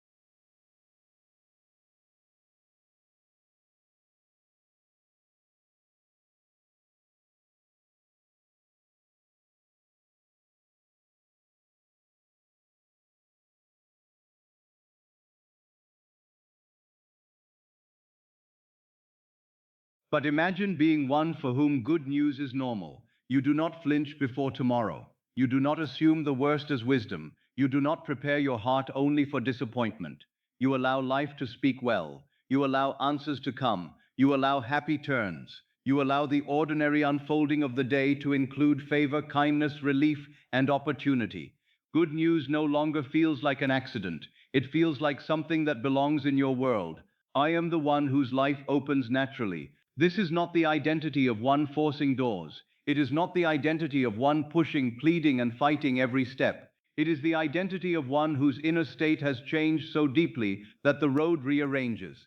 People move naturally. Conversations occur naturally. Ideas come naturally. Invitations arrive naturally. Help appears naturally. The bridge of incidents does not always announce itself as a miracle. Often it looks like ordinary life, but ordinary life shaped by the one whose life opens naturally does not need to know every step. He trusts the state. He knows the inner movement precedes the outer road. He walks with quiet confidence, not because he has controlled all things, but because he has assumed the end. And when the end is assumed, the way is contained within it. The desire becomes natural when you become natural to the desire. Let this become your meditation tonight. Instead of asking only, how do I get the thing? Ask, who am I as the one who has it? Do not rush to answer with the intellect. Let the feeling answer. If you are chosen naturally, what leaves the body? If money flows normally for you, how does the breath change? If you receive easily, what old tension dissolves? If you are loved without effort, what anxiety becomes unnecessary? If good news is normal, how do you meet tomorrow? If your life opens naturally, what burden do you stop carrying? You are not merely adding phrases to the old self, you are changing the self who speaks them. This is where many fail. They take the old identity and try to train it to say new words. But the old identity speaks the words as a stranger. It says, I am loved, while still listening for abandonment. It says, I am supplied, while still worshipping lack. It says, I receive easily, while still mistrusting ease. The words may be correct, but the speaker has not changed. So tonight, do not merely repeat, become. Become the one who is chosen naturally. Become the one for whom money flows normally. Become the one who receives easily. Become the one who is loved without effort. Become the one for whom good news is normal. Become the one whose life opens naturally. Do not become by strain. Become by assumption. In imagination, put on the identity as you would put on a garment. Wear it in the dark. Feel it around you. That is all right. All new garments feel different when first worn, but remain in it. Let it warm to the body. Let it take your shape. Let the body take its shape. A day comes when the garment no longer feels borrowed. It feels like yours. The person begging for change says, please let something happen. The person for whom the new state feels ordinary says, this is my life now. The person begging for change is still in need. The one for whom the new state is ordinary is already in possession. Begging looks outward. Identity rests inward. Begging asks the world to move first. Identity moves first, and the world follows. This does not mean you become passive in the outer world. No, when identity changes, action changes. But action born of the fulfilled state is different from action born of hunger. The same letter may be written, the same conversation may be held, the same path may be walked, but the inner cause is different. One acts from lack, and his action carries strain. Another acts from assumption, and his action carries inevitability. The world feels the difference because the world is made of the same consciousness that moves within you. The state you accept as yourself becomes the atmosphere others meet. If you feel rejected, you may enter a room and carry rejection before a word is spoken. If you feel chosen, you carry another atmosphere. If you feel poor, you may meet opportunity with fear. If you feel supplied, you may meet it with readiness. If you feel unworthy, you may misread kindness. If you feel loved, you can receive it. Self-concept does not merely sit inside you. It radiates as expectation, perception, response, and action. So tonight, let the old name you gave yourself loosen. You are not condemned to be the one who always struggles. You are not condemned to be the one who is always overlooked. You are not condemned to be the one who waits outside. These were states. They were not your eternal being. You wore them, perhaps for a long time, and because you wore them long, they felt natural. But what was learned can be unlearned. What was assumed can be replaced. What was worn can be taken off. Let the new identity be simple at first. Do not make it complicated. You might begin with one sentence that opens a door. I am the one for whom this is normal. Let it apply to your desire. If love is your desire, I am the one for whom love is normal. If money is your desire, I am the one for whom supply is normal. If success is your desire, I am the one for whom success is normal. If peace is your desire, I am the one for whom peace is normal. If healing is your desire, I am the one for whom wholeness is normal. Let it become personal. Let it become inward. Let it become felt. The body may resist at first. The old self may say, no, this is not normal. And you may answer gently, it is becoming normal now. Do not fight, return. It is becoming normal to be loved. It is becoming normal to be supplied. It is becoming normal to receive. It is becoming normal for my life to open. It is becoming normal for good news to find me. These phrases are not weak, they are bridges. They help the self move from old familiarity into new familiarity. And as the new identity becomes familiar, you will notice that the desire changes in your awareness. It is no longer a far-off object. It is no longer a miracle belonging to someone else. It is no longer something you must chase with trembling hands. It begins to feel like an extension of who you are. It begins to feel appropriate. It begins to feel allowed. It begins to feel ordinary in the deepest and most powerful sense. The desire becomes natural when you become natural to the desire. This is why self-concept is central. If you want the desire but reject the self who has it, you remain divided. One part reaches forward while another pulls back. One part imagines fulfillment while another says, not for me. But when self-concept changes, the division heals. Desire and identity become one. You no longer stand between two worlds. You are the fulfilled one inwardly, and the outer world begins to conform. Let the night assist you in this. The day has trained you to react. The night allows you to choose. The day shows you appearances. The night invites you to select the invisible cause. The day says, look what is. The night whispers, decide who you are. And as you drift nearer to sleep, your decision goes deeper than it enters the creative depths. So decide softly. I am the one who is chosen naturally. I am the one for whom money flows normally. I am the one who receives easily. I am the one who is loved without effort. I am the one for whom good news is normal. I am the one whose life opens naturally. Do not hurry through them. Let one speak to you. Let the one that belongs to your desire become warm. Perhaps you do not need all of them. Perhaps one is enough. The one that causes the body to soften. The one that makes the desire feel less distant. The one that gives you a quiet sense of permission. That is the doorway for tonight. Enter it, live from it, sleep from it. And remember, you are not merely repeating a technique. You are becoming someone. You are moving from the person trying to receive into the person who receives. From the person begging for change into the person for whom the new state is ordinary. From the seeker into the possessor. From the old self into the fulfilled self. And as you become natural to the desire becomes natural to you. Then the world, faithfully and lawfully, begins to follow. Now we come to the hour that is unlike any other hour of the day. It is not the hour of argument. It is not the hour of effort. It is not the hour when the senses stand at the gate and declare themselves to be the only witnesses of truth. It is the hour before sleep, the quiet borderland where the body becomes heavy, the breath grows slow, the room begins to fade, and imagination draws nearer than the outer world.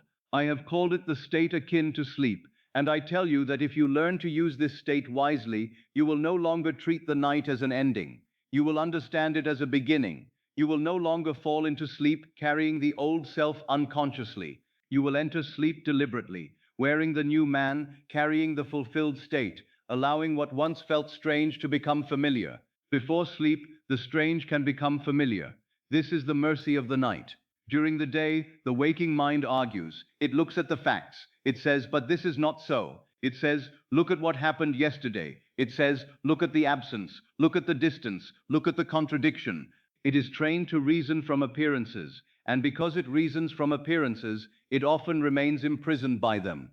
It sees the shadow and calls it cause. It sees the echo and calls it origin. It sees the present condition and assumes it must continue.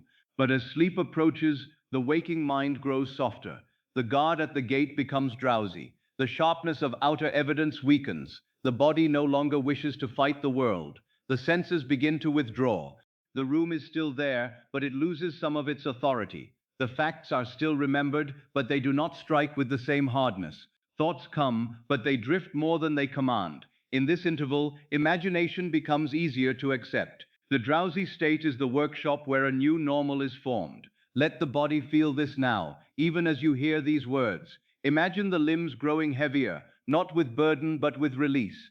The hands no longer need to hold anything. The jaw no longer needs to prepare an answer. The forehead no longer needs to solve the day. The shoulders no longer need to carry the future. The breath comes and goes more slowly. The body descends into rest, and as the body descends, the inner world becomes more available. This is why I have always taught the importance of entering sleep in the state of the wish fulfilled.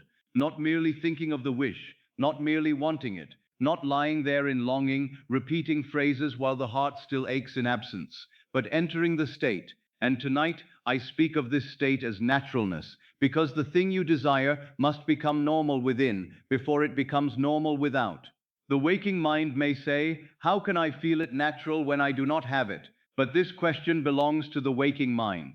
It is reasoning from the senses. It says, I must see before I can feel.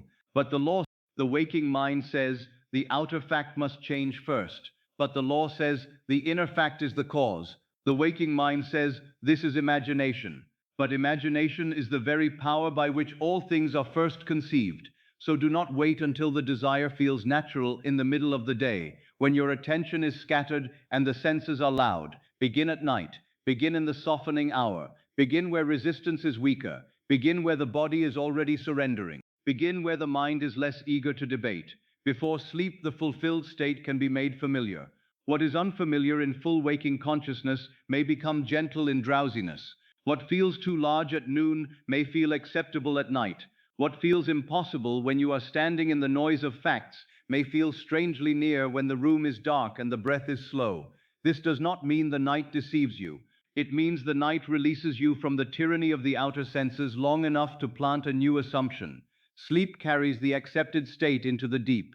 This is why the final feeling of the night is so important. When you enter sleep, you are not merely losing consciousness. You are carrying an impression into the subconscious. You are giving the deeper mind a seed. If that seed is worry, worry is accepted. If that seed is lack, lack is accepted. If that seed is loneliness, loneliness is accepted. If that seed is the old self is accepted again. But if the seed is the fulfilled state, if the seed is naturalness, if the seed is the quiet sense that this is normal for me now, then that is what is carried inward.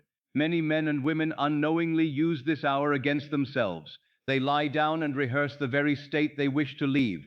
They count their troubles. They replay conversations. They imagine tomorrow as a continuation of today. They feel the old identity more deeply in the dark than they did in the daylight. And then they wake wondering why the same world returns. They do not know they have slept in the old normal. Tonight, I ask you to do something different. Do not take the old normal into sleep. Do not take the feeling of being unwanted into sleep. Do not take the feeling of lack into sleep. Do not take the feeling of struggle into sleep. Do not take the feeling of fear into sleep. Do not take the feeling that your desire is far away into sleep. Let the body grow heavy, and as it grows heavy, lay the old state down with it. Let the breath slow, and as it slows, stop breathing life into the old story. Let the room fade, and as it fades, allow the outer facts to lose their final authority. Let thoughts soften, and as they soften, choose the state you would rather make natural. This is not a harsh act. You are not fighting the old self with clenched fists. You are simply refusing to carry it through the gate of sleep. You are placing another garment upon the inner man. You are saying quietly, tonight I sleep as the one for whom this is normal. If your desire is love, then in this state akin to sleep, do not beg for love. Feel the naturalness of being loved. Feel how the body rests when it is no longer asking, am I chosen? Feel the calm of affection accepted. Perhaps you imagine a simple scene. No drama, no theatrical proof. Only the ordinary warmth of being wanted. Let it be familiar. Let it be soft. Let it be yours. If your desire is money, do not lie down under the pressure of needing it. Enter the state of being supplied. Feel the naturalness of provision. Not excitement over a sudden rescue, but the calm of one for whom supply is normal. Perhaps you imagine paying something with ease, opening a letter without fear, sleeping with no financial dread. Let the state become familiar as the body grows heavy. If your desire is success, do not imagine yourself standing outside the role and pleading to be admitted. Enter the role. Feel the naturalness of belonging. Feel yourself established. Feel respect as normal. Feel recognition as something you can receive without shrinking. Let the fulfilled identity become ordinary to the deeper mind. If your desire is healing or peace, do not lie down studying fear. Enter the ease of wholeness. Let the body rehearse calm. Let the breath learn safety. Let the mind know what it is like to be unburdened.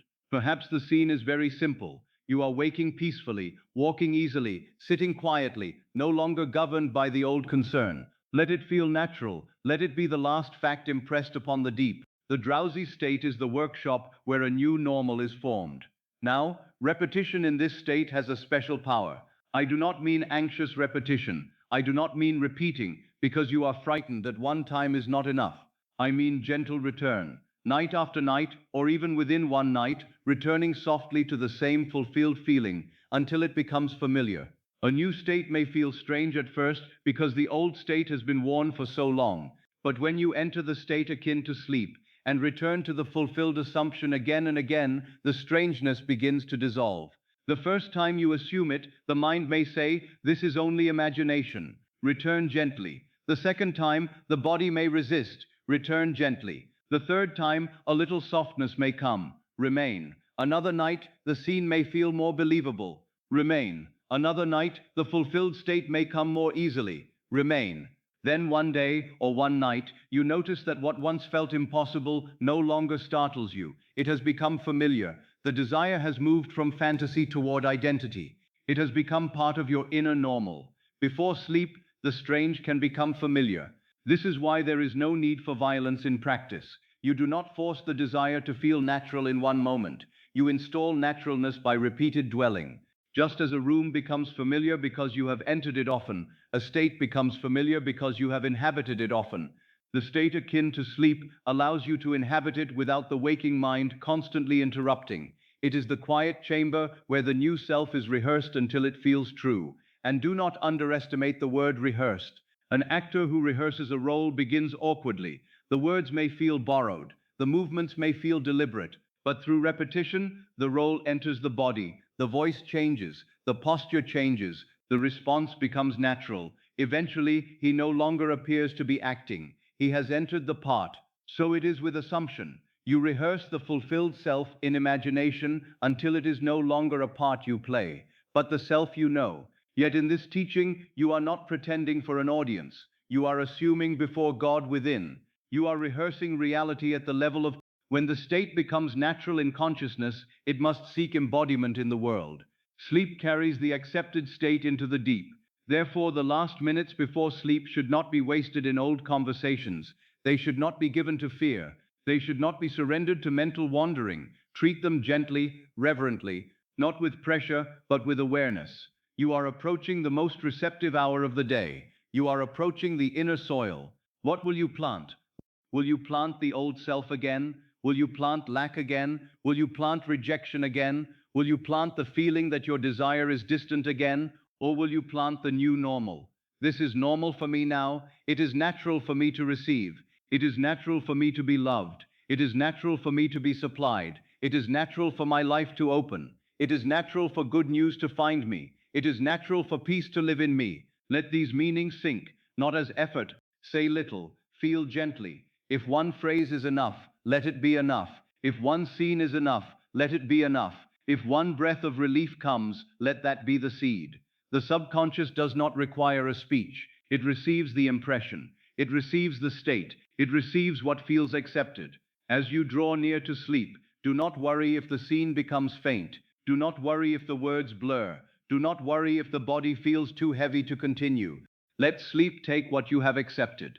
Let sleep carry the new normal downward, beneath the surface, into the deep creative self. Sleep knows how to seal what the waking mind still tries to debate. Perhaps you begin with a simple imaginal act. You are in the life where the desire is fulfilled. Not at the moment of surprise. Afterward, it is normal. You are calm. You are breathing easily. You are living as the one for whom this is natural. Remain there. Let it be almost simple. Let it be so natural that the mind stops asking for proof. The room is fading. The breath is slowing. The body is heavy. The outer facts are losing force. The thoughts are softening. Imagination is easier to accept. This is the hour. Do not use it to rehearse the old world.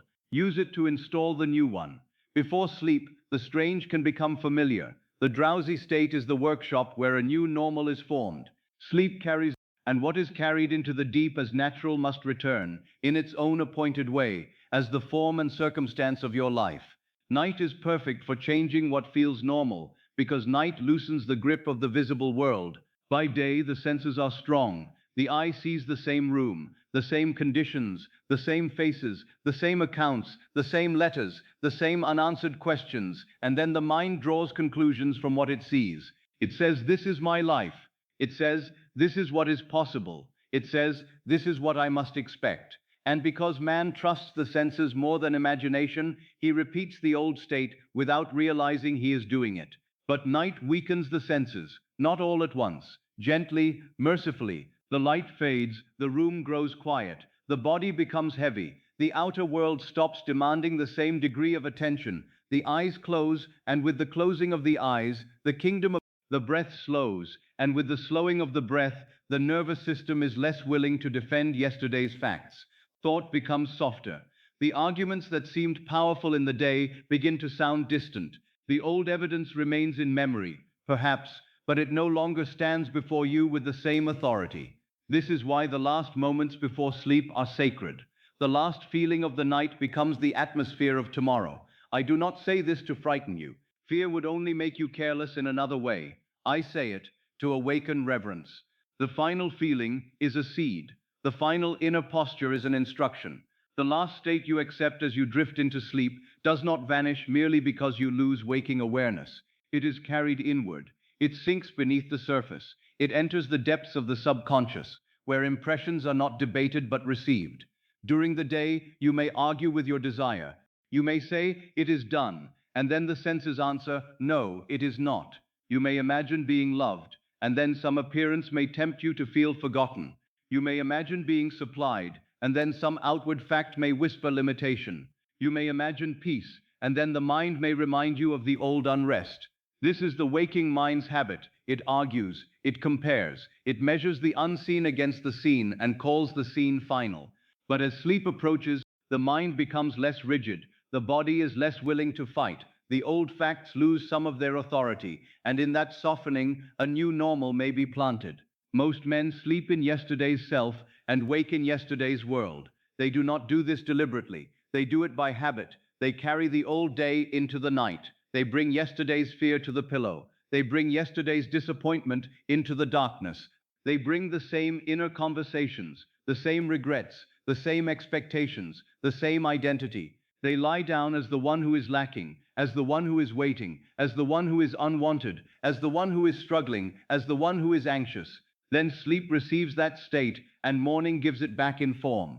They say, another day has come, and nothing has changed. But what was carried into the deep, what was accepted in the last quiet hour, what self entered sleep?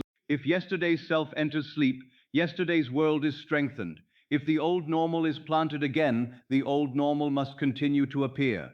But the awakened one uses the night differently. The awakened one does not treat the last minutes of the day as meaningless. He understands that the night is not empty. He understands that the threshold of sleep is fertile. He understands that when the senses weaken, imagination can be accepted more easily. He does not drag the old identity into the temple of sleep.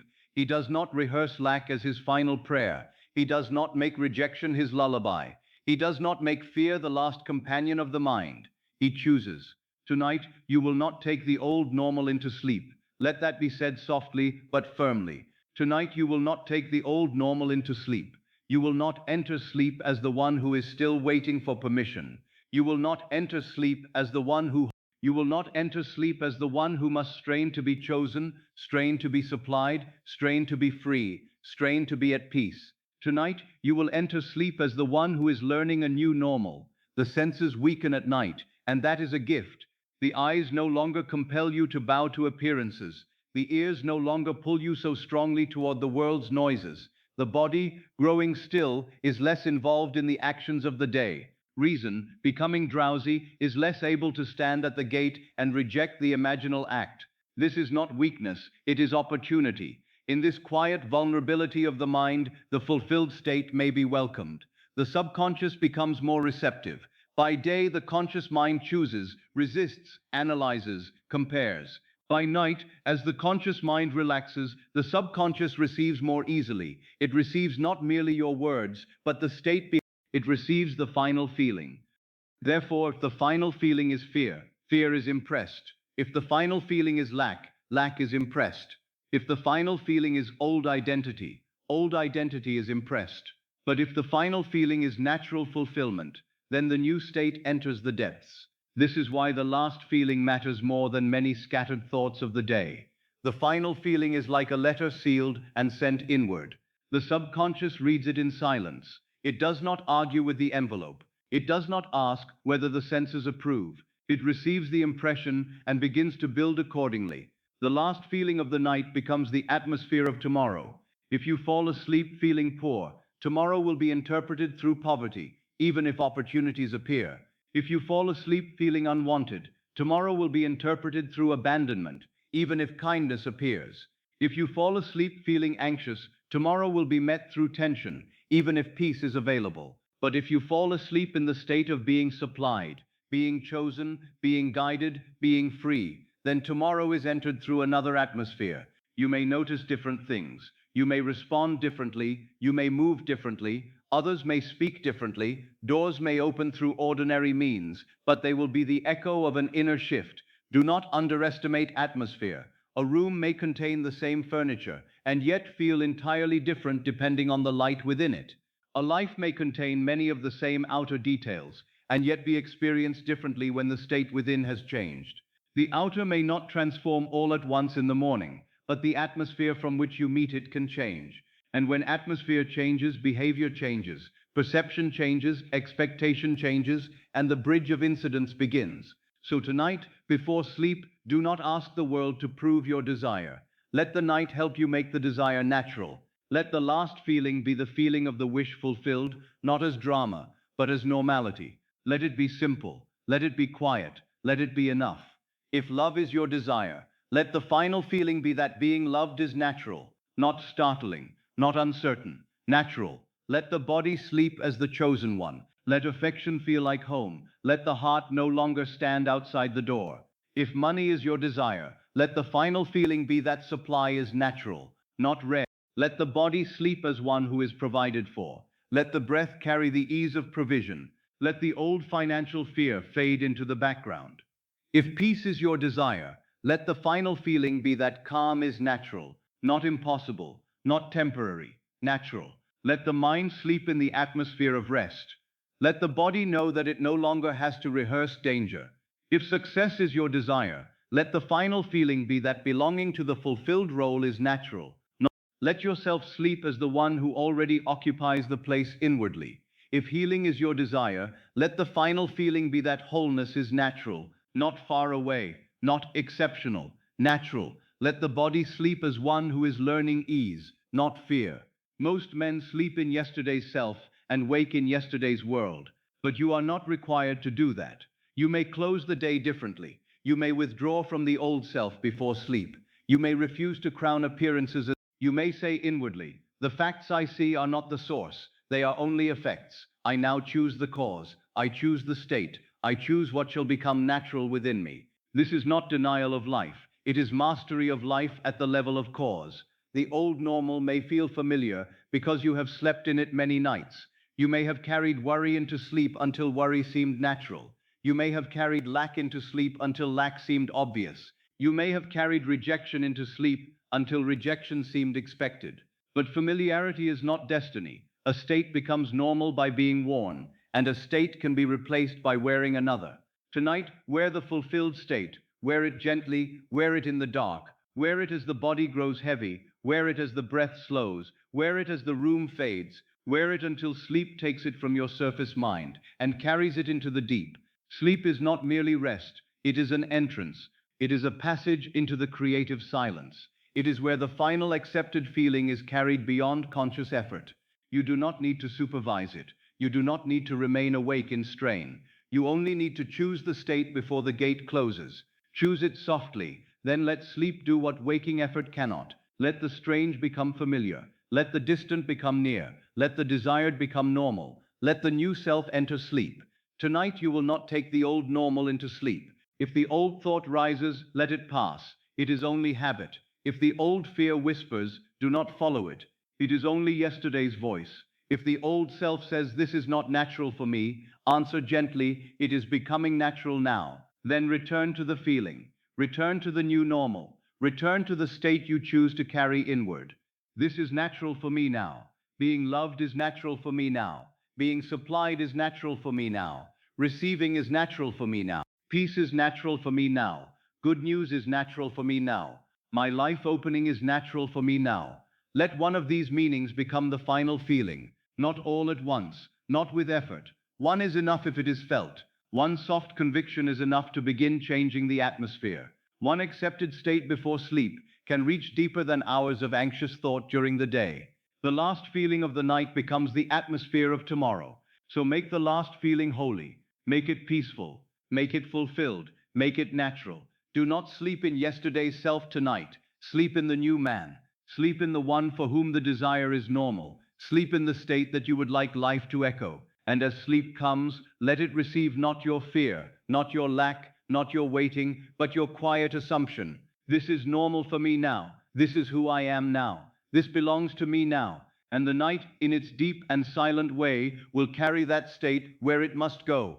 Now let me make the practice simple, because the mind has a tendency to complicate what is most powerful. It wants many scenes, many words, many explanations, many conditions. It wants to know whether it should imagine this way or that way, whether it should see the beginning or the end, whether it should include every detail, whether it should repeat for a certain number of minutes, whether it should feel excitement, whether it should feel gratitude, whether it should see faces, rooms, letters, hands, voices, or the whole bridge from desire to fulfillment.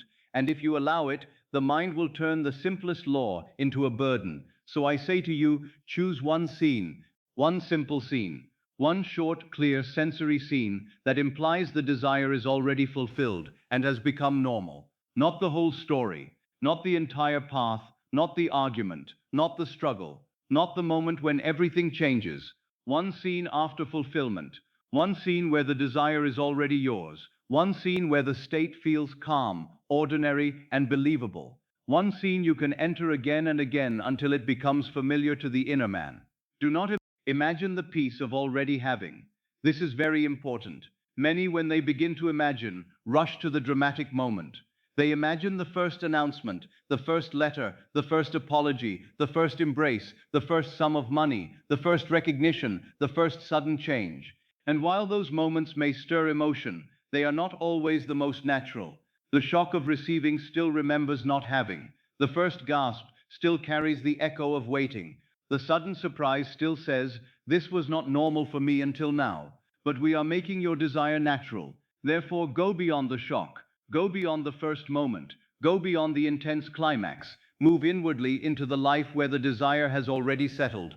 Choose a scene in which you are not astonished, but at home. Not begging, but having. Not hoping, but living. Not trying to believe, but resting in possession. The scene should be short.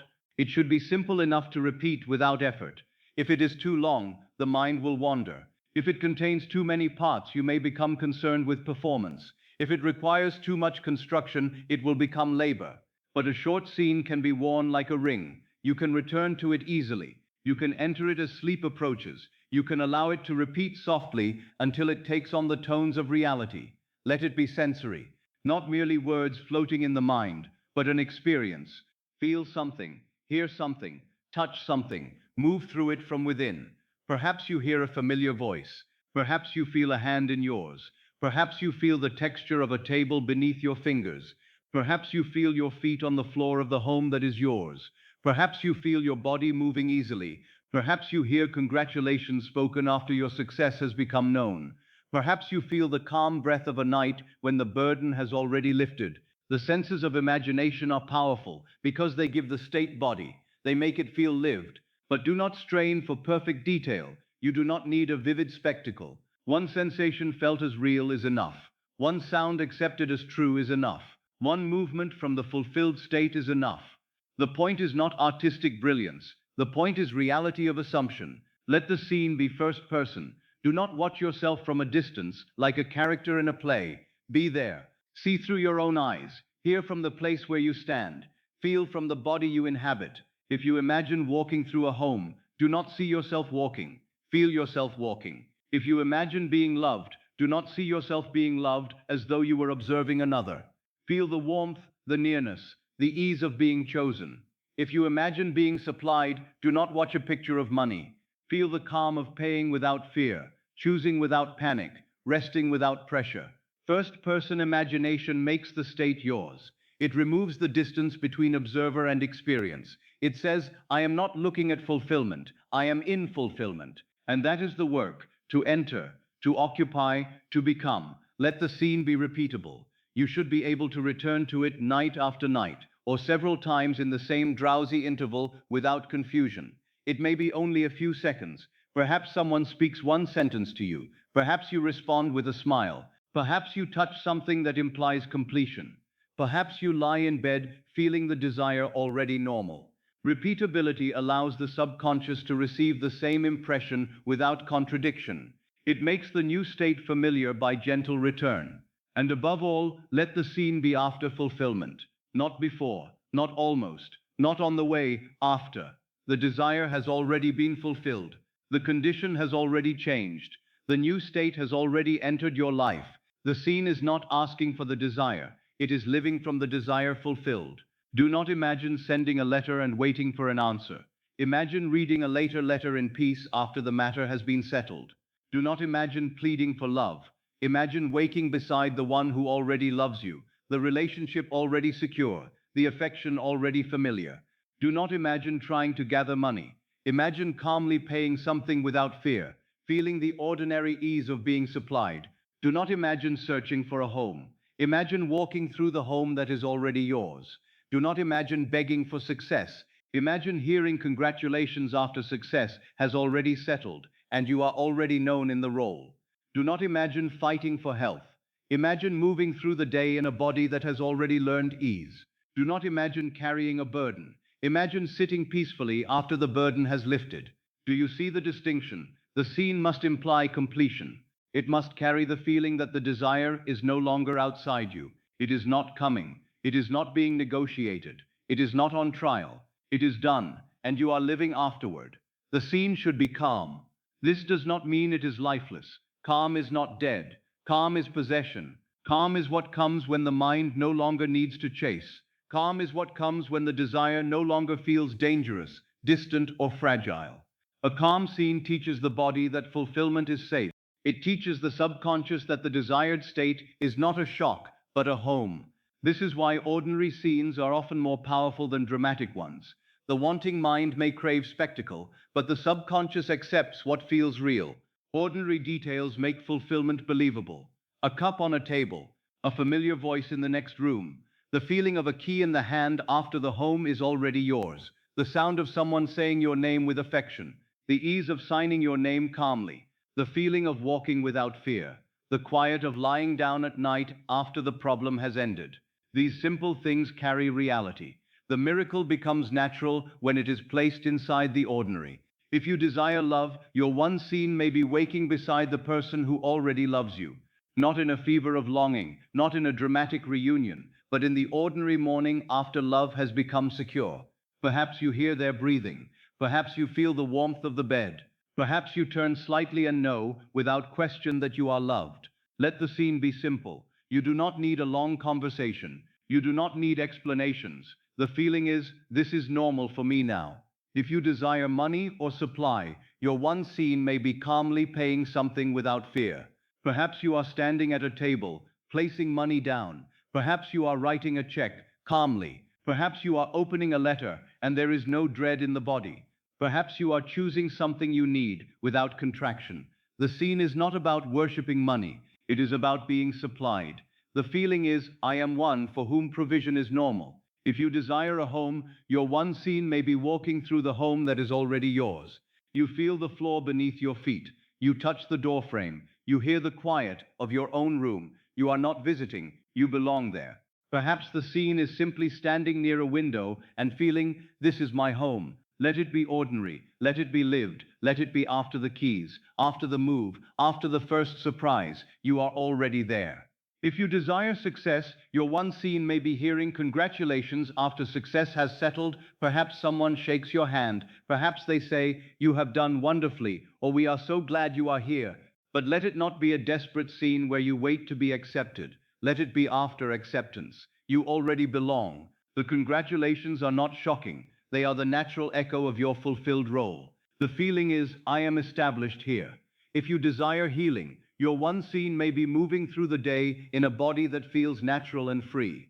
Perhaps you walk easily. Perhaps you rise from a chair without fear. Perhaps you breathe deeply. Perhaps you are so involved in ordinary life that you realize the old concern is no longer central. The scene is not a battle against a condition. It is the state of wholeness lived simply. The feeling is, ease is natural for me now. If you desire freedom from a burden, your one scene may be sitting peacefully after the burden has lifted. Perhaps it is night. Perhaps you are in a chair. Perhaps the room is quiet. And what makes the scene powerful is not what you see, but what is missing. The old pressure is gone. The body is not braced. The mind is not circling the same problem. You sit as one who has crossed over. The feeling is, it is finished. Do not imagine the shock of receiving. Imagine the peace of already having. Now you may ask, how do I know if I have chosen the right scene? The answer is simple. Does it imply that your desire is fulfilled? Does it place you after the event? Does it feel possible to repeat gently? Does it help the body soften into possession? Does it make the desire feel a little more natural? If so, it is enough. Do not search endlessly for the perfect scene. Searching for the perfect scene can become another way of remaining outside the state. Choose one, enter it, feel it, repeat it, sleep in it. If later a better scene arises naturally, you may use it, but do not turn imagination into a technical burden. The law is not impressed by the law responds to assumption. One scene properly entered can carry the whole state. Think of the scene as a seed. A seed is small, but it contains the pattern of the tree. Your scene may be only a few seconds, but if it implies fulfillment, it contains the whole fulfilled life. If you hear someone say, I am so happy for you, and you feel it as true, that small phrase may imply success, relief, change, completion. If you feel a ring on your finger or a hand in yours, that small sensation may imply love, union, belonging. If you touch the wall of your home, that one touch may imply ownership, safety, arrival. If you breathe freely in your body, that one breath may imply healing, peace, wholeness. Do not despise the small scene. The mustard seed is small, but life is in it. As you prepare for sleep, let the scene become gentle. Let it repeat with the rhythm of the breath. See it, feel it, hear it, then let it come again. Not as a forced performance, not as a test, as a return. You are visiting the fulfilled state until the fulfilled state becomes your dwelling. Each repetition says to the subconscious, this is normal now. Each gentle return makes the desire less foreign. Each time you enter the scene, the old identity loses a little of its claim. There may come a moment when the scene begins to move by itself, when it feels less like something you are creating and more like something you are remembering. That is good. Do not become excited and break the mood. Rest in it. Let it become natural. Let the body accept it. Let sleep approach while you are still inside it. If the scene fades as you grow drowsy, that is not failure. The feeling may remain after the image weakens. Keep the feeling. If the words become unclear, keep the... If even the state becomes soft and indistinct, let sleep take it. Sleep carries accepted states into the deep. One scene, short, sensory, first person, repeatable, after fulfillment, calm, ordinary. This is enough. The mind may want more, but the subconscious needs reality, not abundance of detail. Let this simplicity comfort you. Tonight, you do not need to construct your whole future. You need only enter one small moment that implies the future. You need only give the deeper mind one living seed, so choose it gently. Perhaps you wake beside the one who already loves you. Perhaps you pay calmly without fear. Perhaps you walk through the home that is already yours. Perhaps you hear congratulations after success has settled. Perhaps you move easily through the day in a healed body. Perhaps you sit peacefully after the burden has lifted. Choose the scene that best implies your fulfilled desire. Then enter it from within. Feel its ordinariness. Feel its quiet truth. Feel how natural it would be if this were already your life. And let that naturalness, more than excitement, become the power of the scene. Do not imagine the shock of receiving. Imagine the peace of already having. And in that peace, the desire begins to feel like yours. Now I must caution you about one of the most common mistakes in imagination. It is the mistake of making fulfillment too dramatic. The wanting mind loves drama. It loves the great announcement, the sudden reversal, the theatrical surprise, the emotional explosion, the impossible-looking miracle that leaves everyone astonished. It imagines life as though fulfillment must arrive with trumpets, as though the desired state must be proven by an overwhelming moment that shakes the whole world. But I tell you, drama may excite the mind, but familiarity impresses the subconscious. This is a subtle distinction, and it is very important. Drama can stir emotion for a moment. It can make you feel excited. It can make the desire appear grand and powerful. But drama often keeps the desire exceptional. It says, this is not ordinary. This is not normal. This is not something that belongs to my life naturally. This is a great interruption. And as long as the desire feels like an interruption, it has not yet become your inner normal. The miracle becomes yours when it stops feeling like a miracle. I know this may sound strange to the mind that has long wanted. The wanting mind says, but I want the great moment. I want the shock. I want to feel overwhelmed. I want to see life change suddenly and unmistakably. And there is nothing wrong with joy. There is nothing wrong with gratitude. There is nothing wrong with a beautiful moment of fulfillment. But if you dwell only in the shock of receiving, you may never enter the deeper state of having. You may continue to feel like one who is surprised by good, rather than one for whom good is natural. Do not imagine merely the first cry of joy. Do not imagine only the first letter. Do not imagine only the first embrace. Do not imagine only the first announcement. Go beyond the dramatic threshold. Enter the quiet room after. Enter the ordinary day after. Enter the familiar life after. Let the desire be so accepted that it no longer throws you out of yourself. Fulfillment becomes strongest when it feels ordinary. Consider how you relate to the things that are already yours. You do not dramatize them every hour. You do not gasp at your own name. You do not tremble before a chair in your home. You do not feel astonished each time you use a familiar door. These things are not weak because they are ordinary. They are powerful because they are accepted. They require no inner argument. They belong to the structure of your life. So it must become with your desire. If being loved still feels like a theatrical rescue, then some part of you still feels abandoned. If money still feels like an impossible miracle, then some part of you still feels poor. If success still feels like a scene of overwhelming applause, then some part of you still feels outside the role. If peace still feels like a supernatural interruption, then some part of you still believes disturbance is normal. Make it simple enough to feel real. A simple scene is not a weak scene. A simple scene is often the most powerful scene because it can be accepted. The subconscious accepts the familiar more easily because the familiar does not provoke the same resistance.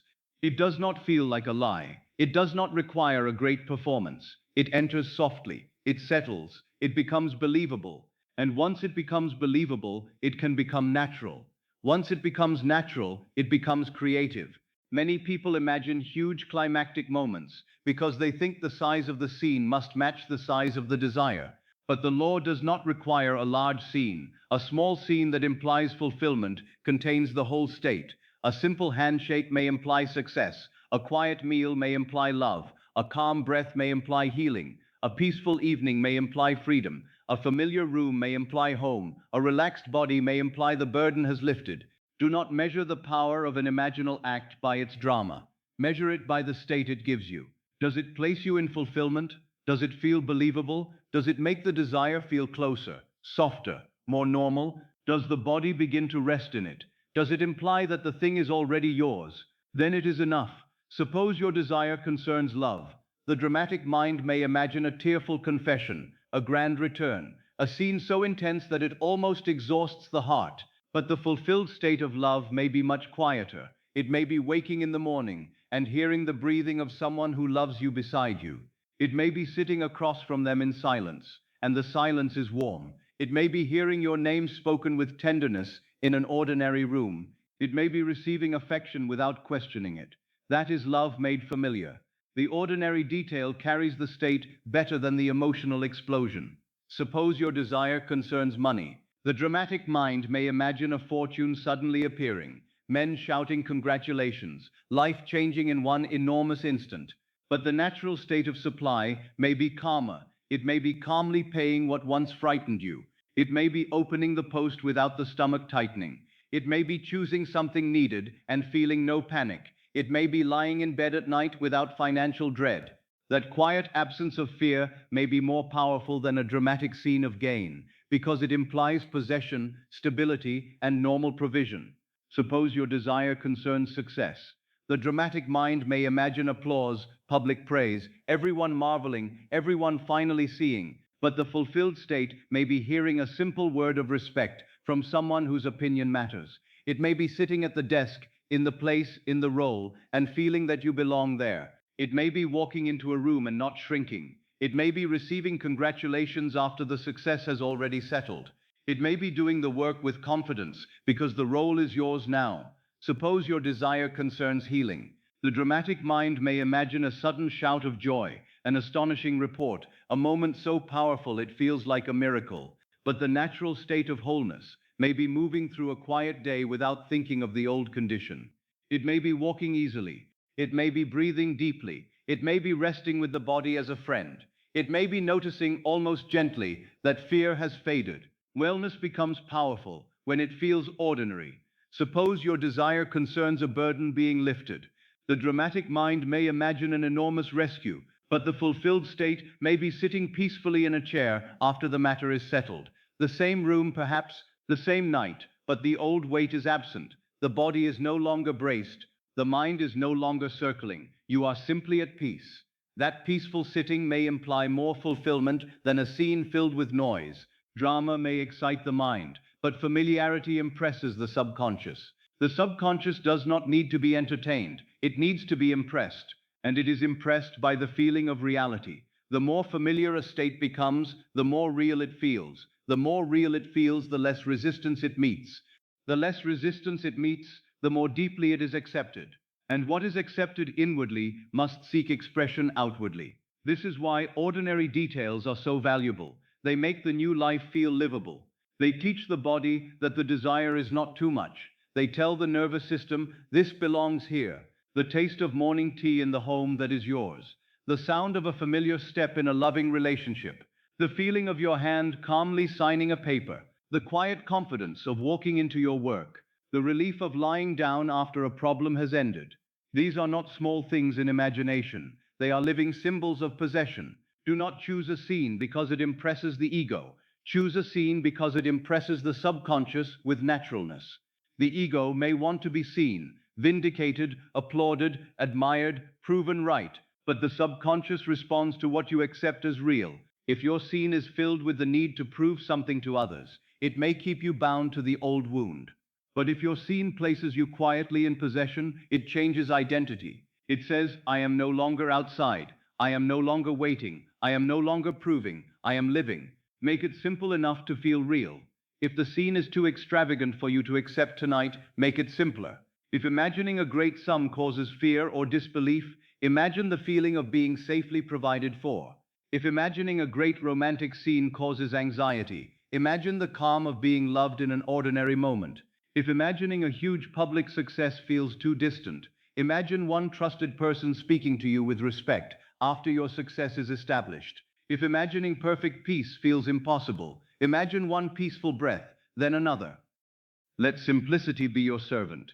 You are not reducing the desire.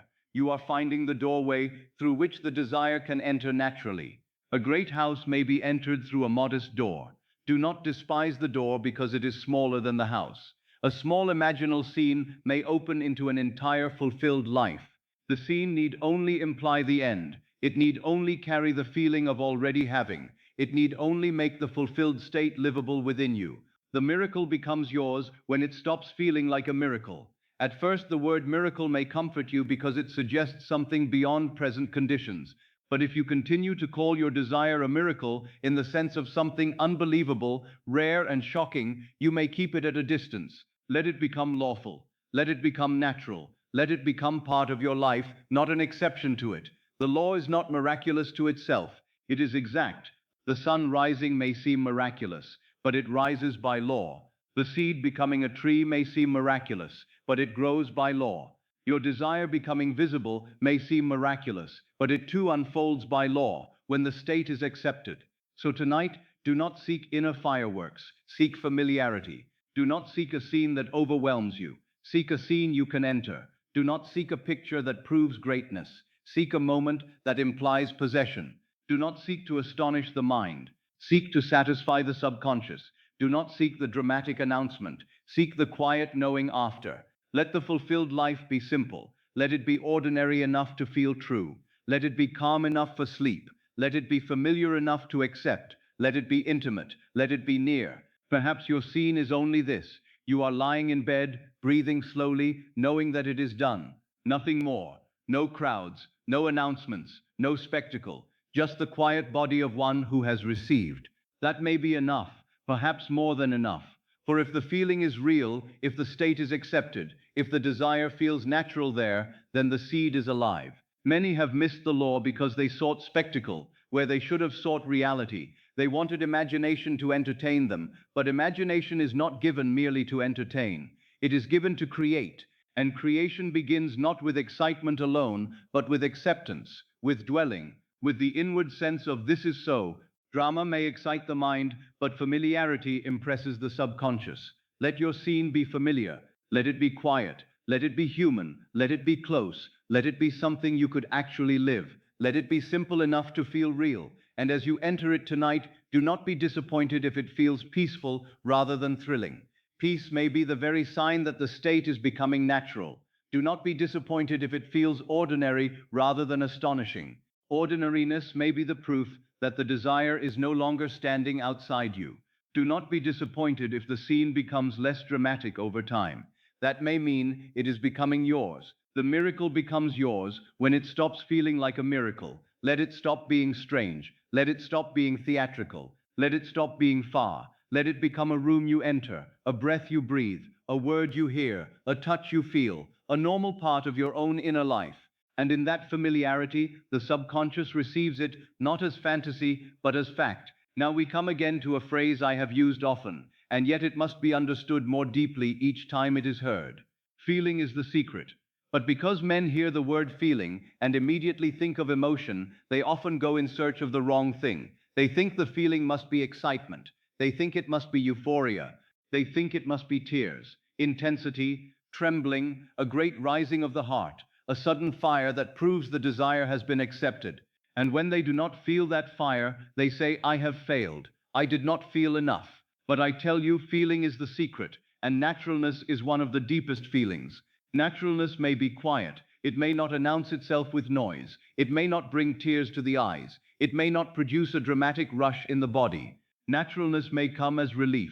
It may come as peace. It may come as quiet certainty. It may come as ease. It may come as belonging. It may come as a soft inner permission that says, yes, this can be mine. Yes, this belongs to me. Yes, this is normal for me now. Do not despise that quietness. Do not think you are doing the work incorrectly because you are calm. Peace is often a greater sign than emotional fire. The wanting mind looks for fire because it is accustomed to hunger. It wants to feel something great, something overwhelming, something that breaks the old world apart in one instant. But the fulfilled state is often gentler than the wanting mind expects. The fulfilled state does not need to shout. It does not need to prove itself through intensity. It rests. It knows. It belongs. When you truly have something, you do not always feel a great emotional rush about it. You feel its reality. You feel that it is yours. You feel no argument about it. That is the feeling you seek, the feeling of reality, the feeling of accepted being, the feeling that the desired state is not strange, not distant, not forbidden, not too much, but natural. Relief is often stronger than excitement. Think of relief. It is not loud, but it is deep.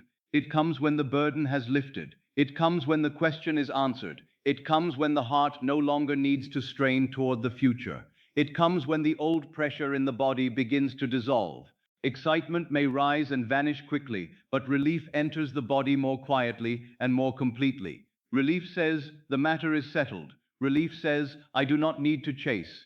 Relief says, I am no longer standing outside the door. If your imaginal act gives you relief, do not ask where the excitement is. Relief may be the very tone of the wish fulfilled. If you have been burdened by lack, the feeling of fulfillment may not be wild joy at first. It may be the simple release of financial fear. If you have been burdened by loneliness, the feeling of fulfillment may not be dramatic passion at first. It may be the calm safety of being loved. If you have been burdened by struggle, the feeling of fulfillment may not be thunder, it may be ease. If you have been burdened by anxiety, the feeling of fulfillment may not be ecstasy, it may be peace. And peace is not weak. Peace is powerful because peace implies completion. The mind is peaceful when it is no longer divided. The body is peaceful when it is no longer bracing against loss. The heart is peaceful when it no longer doubts its place. Peace may be the sign that the desire is no longer being treated as a problem. It is becoming part of the normal order within. Feeling is the secret, and naturalness is one of the deepest feelings. The feeling that creates is not always emotional heat. It is the feeling of truth. It is the feeling of identity. It is the inward tone of I am. You may say, I am loved with tears, and if the tears carry the reality of being loved, it is good. But you may also say nothing at all, and simply rest in the quiet fact of being loved. That too is good.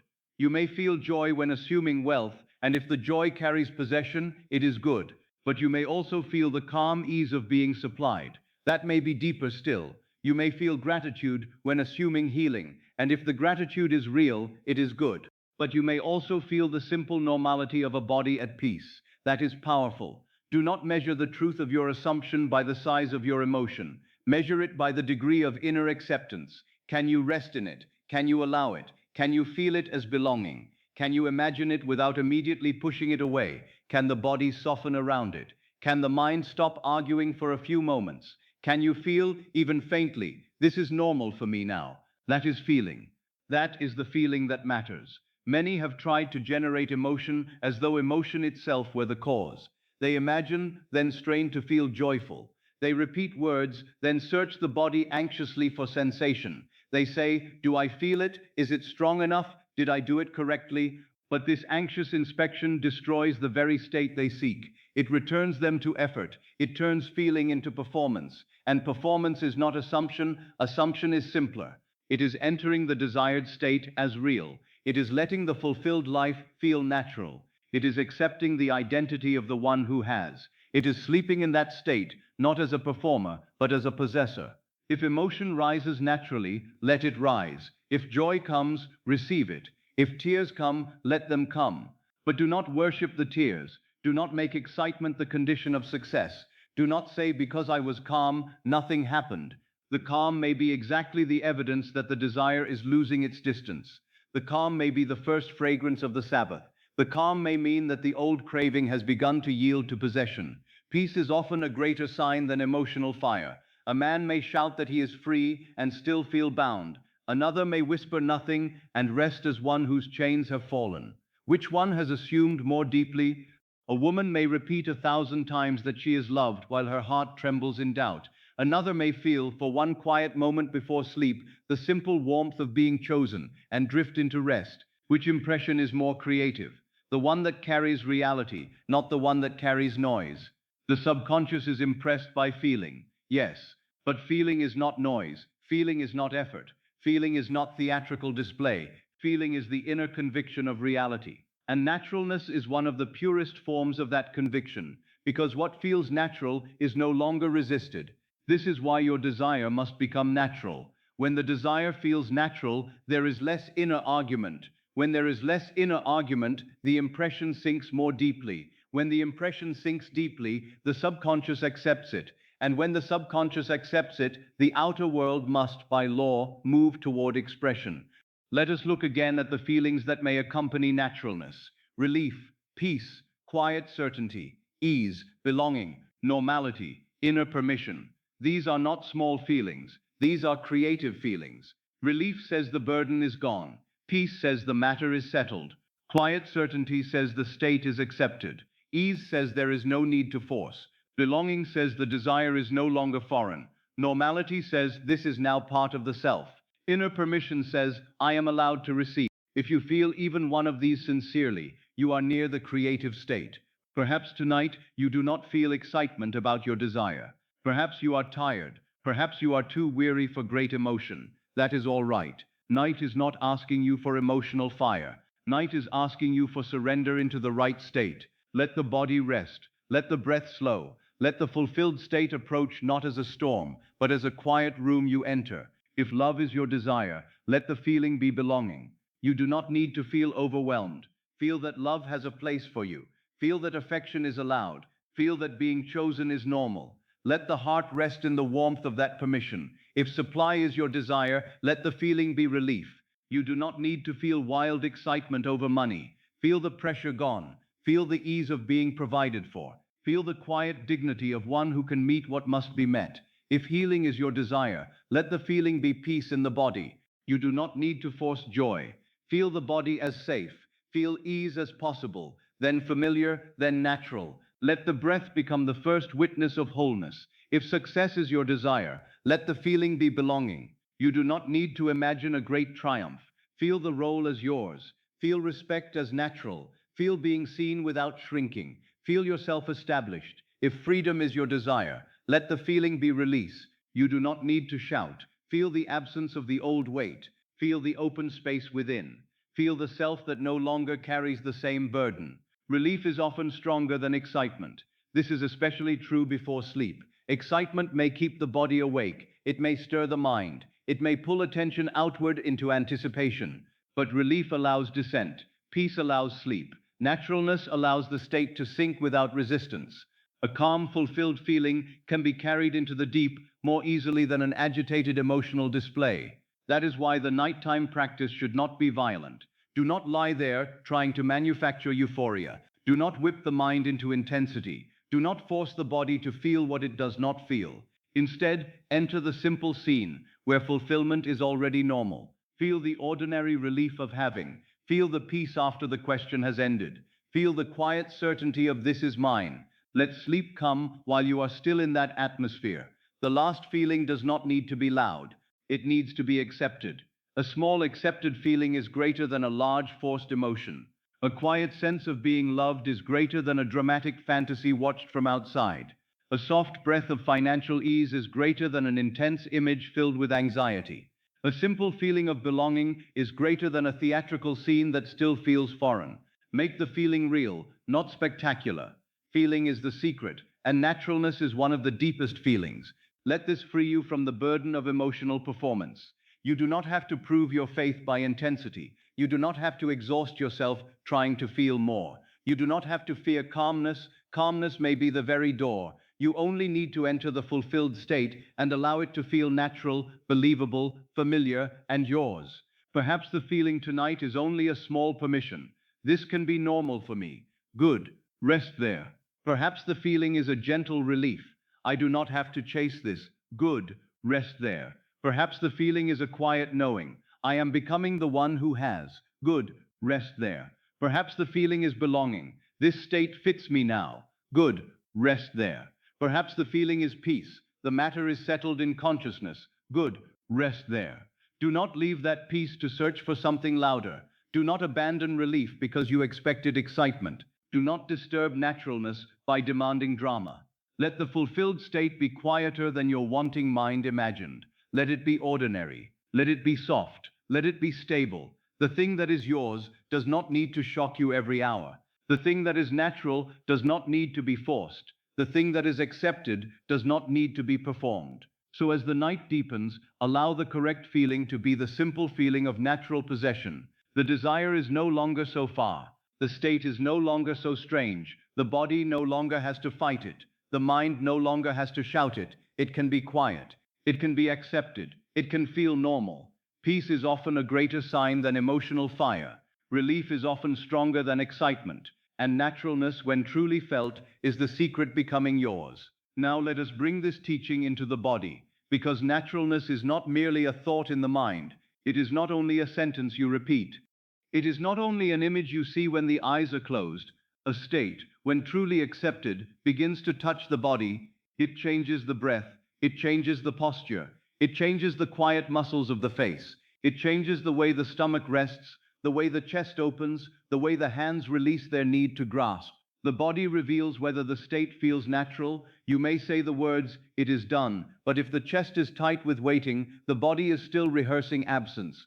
You may say, "I am loved," but if the stomach is restless with fear of being left, the body is still rehearsing rejection. You may say, "I am supplied," but if the breath is shallow and the jaw is tense, the body is still rehearsing lack. The words may be right, but the state has not yet fully descended. And tonight, we will let it descend gently. The body is not your enemy. Do not condemn it for having learned the old state. The body has only obeyed what consciousness has repeatedly practiced. If you have lived in anxiety, the body has learned anxiety. If you have lived in longing, the body has learned reaching. If you have lived in lack, the body has learned contraction. If you have lived in fear, the body has learned to brace. It has been a faithful servant to the state you occupied. Now you are teaching it a new master. Let the body rehearse possession, not absence. This is a sacred shift. Most people rehearse absence with the body without realizing it.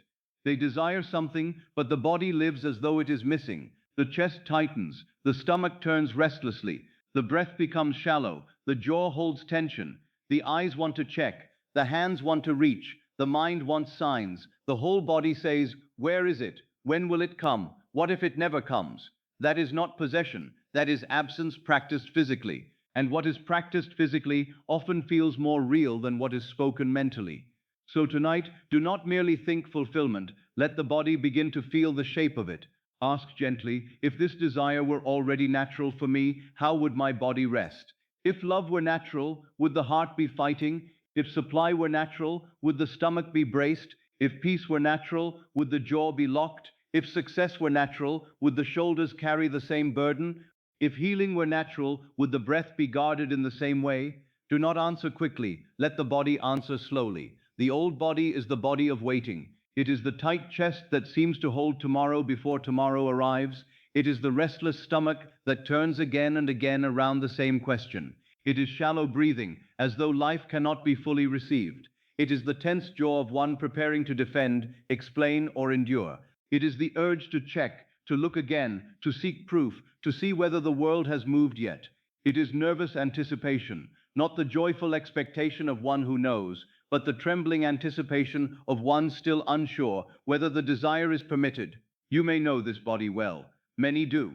It is the body of not yet, the body of perhaps, the body of what if, the body of I must watch closely or I may lose it, the body of I cannot rest until the world changes. And because it feels familiar, you may have mistaken it for truth.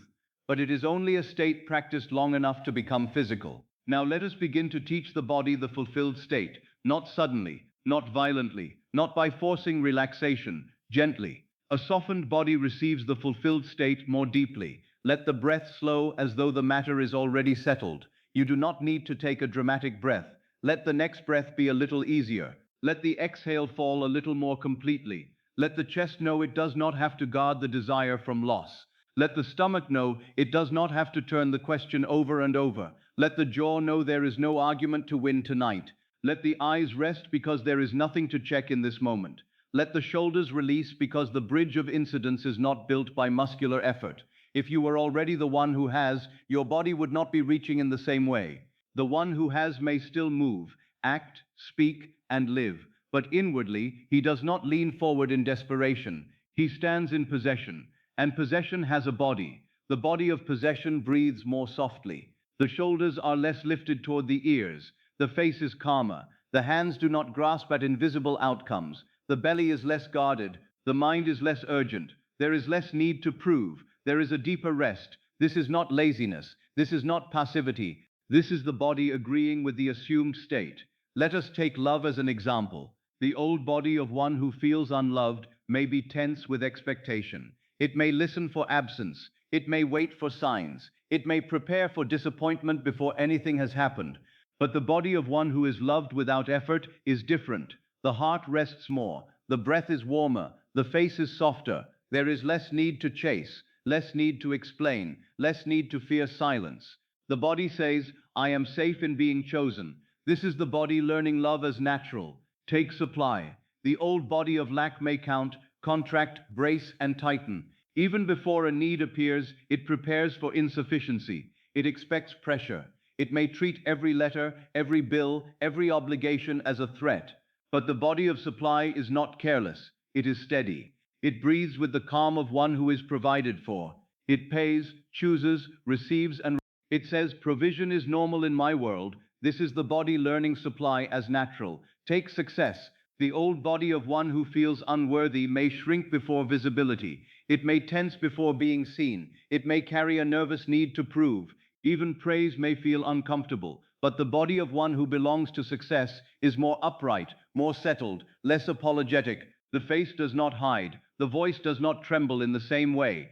The shoulders do not collapse under the idea of being recognized. It says, I belong here. This is the body learning success as natural. Take healing or peace. The old body of fear monitors itself constantly. It searches for what is wrong. It prepares for disturbance. It treats quiet as suspicious. But the body of peace does not need to inspect every sensation. It allows breath.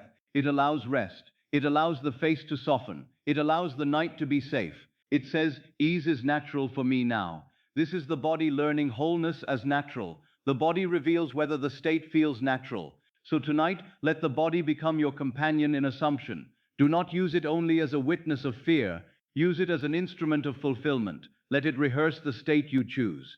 This does not mean you pretend violently. It means you allow the physical atmosphere of the wish fulfilled. You let the body carry the implication that the desire is already normal. If the desire were fulfilled and natural, how would you lie here? Would the chest soften? Would the stomach rest? Would the jaw release? Would the shoulders drop? Would the face become peaceful? Would the urge to check lose some of its force? Would the breath become slower? Let it happen a little now, not all at once, a little. Let the body move 1 degree closer to possession. There is great power in 1 degree.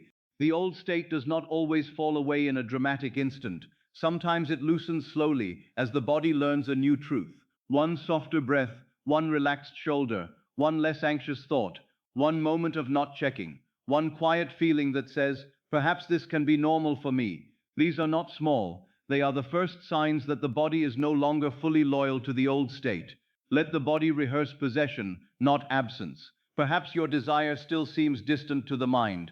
That is all right. Begin with the body. Let the body rest as if the distance were closing. Let the breath move as if the desire were allowed. Let the face soften as if good were not dangerous. Let the shoulders drop as if you are no longer the only power holding life together. The body can become the doorway into the state. Sometimes the body believes first, and the mind follows. This is why, before sleep, the physical softening matters. When the body is rigid, the old state is often being held. When the body softens, the new impression can enter more deeply. You are more receptive. You are less defended. You are less identified with struggle. You are closer to the state akin to sleep, where the subconscious receives with less resistance. A softened body receives the fulfilled state more deeply. So do not lie in bed with the body still arranged as lack while trying to think fulfillment. Let thought and body come into agreement. If you say, I am supplied, let the breath become the breath of one supplied. If you say, I am loved, let the chest soften like one who is safe in affection. If you say, I am free, let the stomach stop carrying the old knot for a moment. If you say, I am at peace, let the jaw release its argument. If you say, this is natural for me now, let the whole body become a little less astonished by the idea. Do not demand perfection. Perfection belongs to strain. Naturalness belongs to ease. If one part of the body softens tonight, let that be enough. If the breath becomes a little slower, let that be enough. If the urge to check weakens for a moment, let that be enough. If the face rests more fully, let that be enough. You are teaching the body a new normal, and teaching is done by repetition, patience, and kindness. The body has heard the old story many times. Now let it hear the new one, not only in words but in sensation. It is safe to receive. It is natural to be loved. It is normal to be supplied. It is natural for good to remain. It is safe for life to open. It is normal to rest. It is natural to have. As these meanings move through you, let them become physical. Let the body answer each one with softness. Perhaps the breath answers. Perhaps the hands answer. Perhaps the heart answers. Perhaps the face answers. Do not force. Invite. Imagine now the body of the fulfilled self, not as someone outside you, but you in the fulfilled state, you with softer breathing, you with relaxed shoulders, you with a calm face, you without urgency, you with less need to prove, you resting more deeply because the desired state no longer feels foreign. This is not another person. This is you in another state. Enter that body, wear it gently, lie here as that one. If you are the loved one, let the body be loved. If you are the supplied one, let the body be supplied. If you are the peaceful one, let the body be peaceful. If you are the successful one, let the body belong. If you are the healed one, let the body remember ease, not by struggle, by assumption. By allowing the body to rehearse possession, the old body may return at times. It may tighten again. It may check again. It may anticipate nervously again.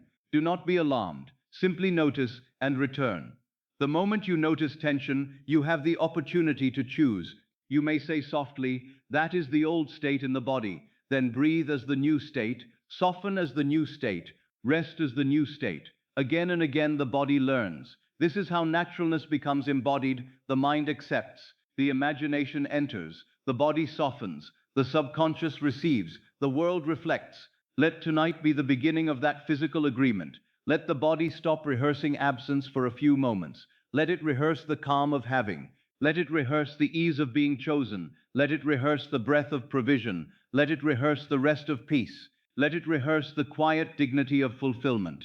The body reveals whether the state feels natural, and now, as your body becomes heavier, as the breath becomes slower, as the room fades a little more, let the fulfilled state come, not merely as an idea, but as a physical rest. A softened chest, a quieter stomach, a released jaw, a calm face, relaxed shoulders. Less need to prove, deeper rest. This is possession beginning in the body. This is the new normal taking form within. This is the fulfilled state, learning how to feel natural in you. Now let us look at the inner posture, because the state is not only what you say, it is the way consciousness stands in relation to the desire. One man may say, "It is mine," and still stand inwardly outside the door. Another may say very little, and yet rest within the room of possession. The words may be similar, but the posture is different, and it is the posture that reveals the state. Wanting leans forward, having rests. Feel the truth of that. Wanting leans, wanting reaches, wanting stretches itself towards something not yet possessed. It says, there, somewhere ahead of me, is the thing I need. Wanting watches the road. Wanting listens for footsteps. Wanting measures time. Wanting asks when. Wanting checks whether the world has moved. Wanting feels distance, and then tries to cross that distance by effort. Having is another posture entirely. Having rests, having knows, having receives, having feels ordinary. Having no longer chases. The one who has may still appreciate the thing. He may still enjoy it. He may still feel gratitude for it. But he does not reach for it as though it were absent. He does not stand in anxiety before it. He does not constantly ask whether it is coming. It is part of his life. It belongs. It is natural. Naturalness begins when the posture of wanting dissolves. This does not mean desire disappears. It means desire has changed form. Desire has moved from hunger into possession. It has moved from "I need this to come" into "I am the one who has." It has moved from distance into identity. That is the true conversion, not the suppression of desire, but the fulfillment of desire in consciousness. Many people remain in wanting while believing they are assuming.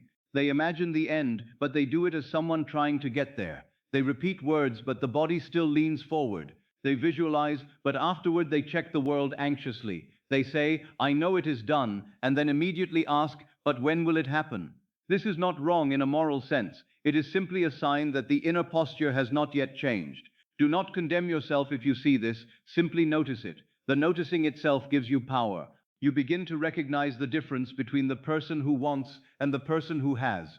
You begin to feel when you are leaning forward. You begin to feel when you are resting, and once you can feel the difference, you can choose again. Wanting reaches. It reaches toward love, and in reaching, it often feels unloved. It reaches toward money, and in reaching, it often feels lack. It reaches toward success, and in reaching, it often feels outside the role. It reaches toward peace, and in reaching, it often feels disturbed. It reaches toward healing, and in reaching, it often feels divided from wholeness. Reaching is not evil. It is simply not possession. It is the movement of one who has not yet accepted the end. Having does not reach in the same way. Having may move naturally, but it does not grasp. Having may act, but it does not beg through action. Having may speak, but it does not speak from panic. Having may receive, but it does not tremble at the thought of receiving. The one who has is not dead. He is alive in possession. He is not passive. He is established. He is not indifferent. He is secure. The one who has does not chase signs. This is a great test of state. If you feel the constant urge to check, to see whether the world has changed, to ask whether there is proof, to measure every small movement, you are likely still standing in wanting. Checking says, "I am not yet sure." Checking says, "I need the shadow to prove the substance." Checking says, "I will rest when the outer world gives me permission." But possession does not live that way. The one who has does not chase signs because the sign is no longer master. The sign may come, and he may welcome it, but he does not need to hunt it. He has accepted the state. He knows that the outer world follows the inner fact. He does not dig up the seed every hour to see if roots have appeared. He lets the seed work in silence. If you have planted the state at night, do not rise in the morning to interrogate the world. Do not ask immediately, "Did it work?" That question belongs to the old posture. Instead, wake as the one who has assumed, carry the quiet dignity of possession. Let the day unfold as the bridge. Let life move. You need not drag the bridge into visibility. The bridge forms from the accepted state. Wanting waits. It waits for the letter. It waits for the money. It waits for the apology. It waits for the confirmation. It waits for the body to change. It waits for the world to say yes. And while it waits, it remains emotionally tied to delay. It may call itself patient, but often it is merely suspended in absence. True patience is peaceful because the end is accepted, but anxious waiting is still lack extended through time. Having does not wait in the same way. Having may allow time to pass, but inwardly the thing is done. This is very different. The outer world may still be arranging, the bridge may still be unfolding, but the inner man is not waiting to become, he has become. He is not waiting to feel, he feels. He is not waiting to be chosen, supplied, free, peaceful, established. He has accepted the identity now. So ask yourself gently, am I waiting for the desire, or am I living inwardly from it? This question is not meant to make you anxious. It is meant to bring you home. If you find that you are waiting, do not fight waiting. Move inwardly to the end. Feel the posture of having. Let the body rest as one who no longer waits. Let the breath be the breath of possession. Let the mind stop leaning forward for a moment. That moment is powerful. Wanting asks, when? When will it happen? When will they come? When will I receive? When will I see proof? When will I be free? When will the world change? But having has another language. Having says, this is mine in consciousness. Having says, I am that now. Having says, the outer appearance is moving according to the state I have accepted. Having says, I do not need to stand in time as a beggar. Having says, I rest in being. The question when is not wrong as a practical question in ordinary affairs, but in the inner work it often reveals distance. It places fulfillment ahead. It says the desire is not yet possessed. If you ask when from fear, you return to wanting. So when the question rises at night, do not answer it. Transform it. When will I be loved becomes I am loved now. When will I be supplied becomes I am supplied now. When will I be free becomes I am free now. When will I be at peace becomes peace is natural for me now. When will my life open becomes my life opens naturally now. Do not rush the words, let them change the posture. The purpose of the phrase is not to silence the mind by force, but to move you from reaching into resting. Wanting feels distance. Having feels nearness. Wanting says the desire is over there. Having says the desire is part of me. Wanting says I must become. Having says I am. This is the heart of assumption. You are not attempting to convince the outer world. You are changing the center from which you live. You are moving from desire as absence to desire as identity. You are no longer saying, I want to be loved. You are learning to live as the loved one. You are no longer saying, I want to have money. You are learning to live as the supplied one. You are no longer saying, I want success.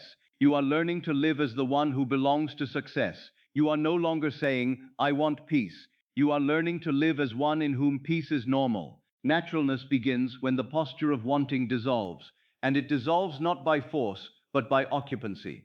You cannot argue wanting away. You enter having. You cannot scold the reaching mind into rest. You give it the experience of possession. You cannot defeat distance by staring at it. You move into nearness. This is done in imagination, in feeling, in inner speech, and in the body. Let us make it simple tonight. If you are wanting, the body may lean forward even while there may be tightness, there may be searching, there may be a subtle sense that sleep cannot come until something is solved. Notice it gently. Then ask, how would I lie here if I already had? Not if I were trying, not if I were waiting. If I already had. If you already had love, would you lie there measuring absence, or would there be a softness in the heart? If you already had supply, would you lie there counting fear, or would there be relief in the breath? If you already had peace, would you rehearse tomorrow's trouble, or would there be stillness in the body? If you already had success, would you feel outside the role, or would there be quiet belonging? If you already had freedom, would the same chain be carried into sleep, or would the body feel lighter? Let the body answer. Let it shift. Let wanting loosen. Let having enter. The one who has does not chase signs. So tonight, do not ask for signs. Do not demand a message from the world before you sleep. Do not say, I will believe if something happens tomorrow. That is bargaining. Instead, enter the feeling of the wish fulfilled. Sleep in possession. Let tomorrow be the echo, not the cause. Let the outer world follow what you have accepted inwardly. This does not mean you will never act. It means your action will be born from another state. The one who wants may act from panic. The one who has acts from guidance, confidence, and natural movement. The same outward action may look similar, but inwardly it is different. One is a cry of absence, the other is an expression of identity. A person trying to receive may strain at every opportunity. A person who has become the receiver recognizes opportunity without desperation. A person begging for change may exhaust himself trying to move life. A person for whom the new state feels ordinary moves with the current of the accepted end. One forces, the other follows the bridge. Wanting leans forward, having rests. Say this inwardly and feel the body respond. Wanting leans forward, having rests. Wanting reaches, having receives. Wanting checks, having knows. Wanting asks when, having lives now. Wanting feels distance, having feels ordinary. This is not merely poetry, it is instruction. When you feel the lean, return to rest. When you feel the chase, return to possession. When you feel the question when, return to now. When you feel distance, return to identity. Again and again, until the new posture becomes more natural than the old. You are not trying to destroy desire. Desire is divine movement, but you are allowing desire to complete itself inwardly. You are allowing it to become the state of having. This is the true fulfillment before the outer fulfillment, and the outer fulfillment is the shadow that follows. So tonight, let the inner posture change. Do not reach for the desire, rest as the one who has it. Do not wait for the world, know the state within. Do not check for signs, receive the feeling of completion. Do not ask when, enter now. Do not feel distance, let the desire become ordinary in you. Naturalness begins when the posture of wanting dissolves, and as wanting dissolves, having takes its place, quietly, gently, like night covering the earth, like sleep approaching the body, like a truth remembered rather than a thing pursued. Rest as the one who has, rest as the one who knows, rest as the one for whom this is normal now.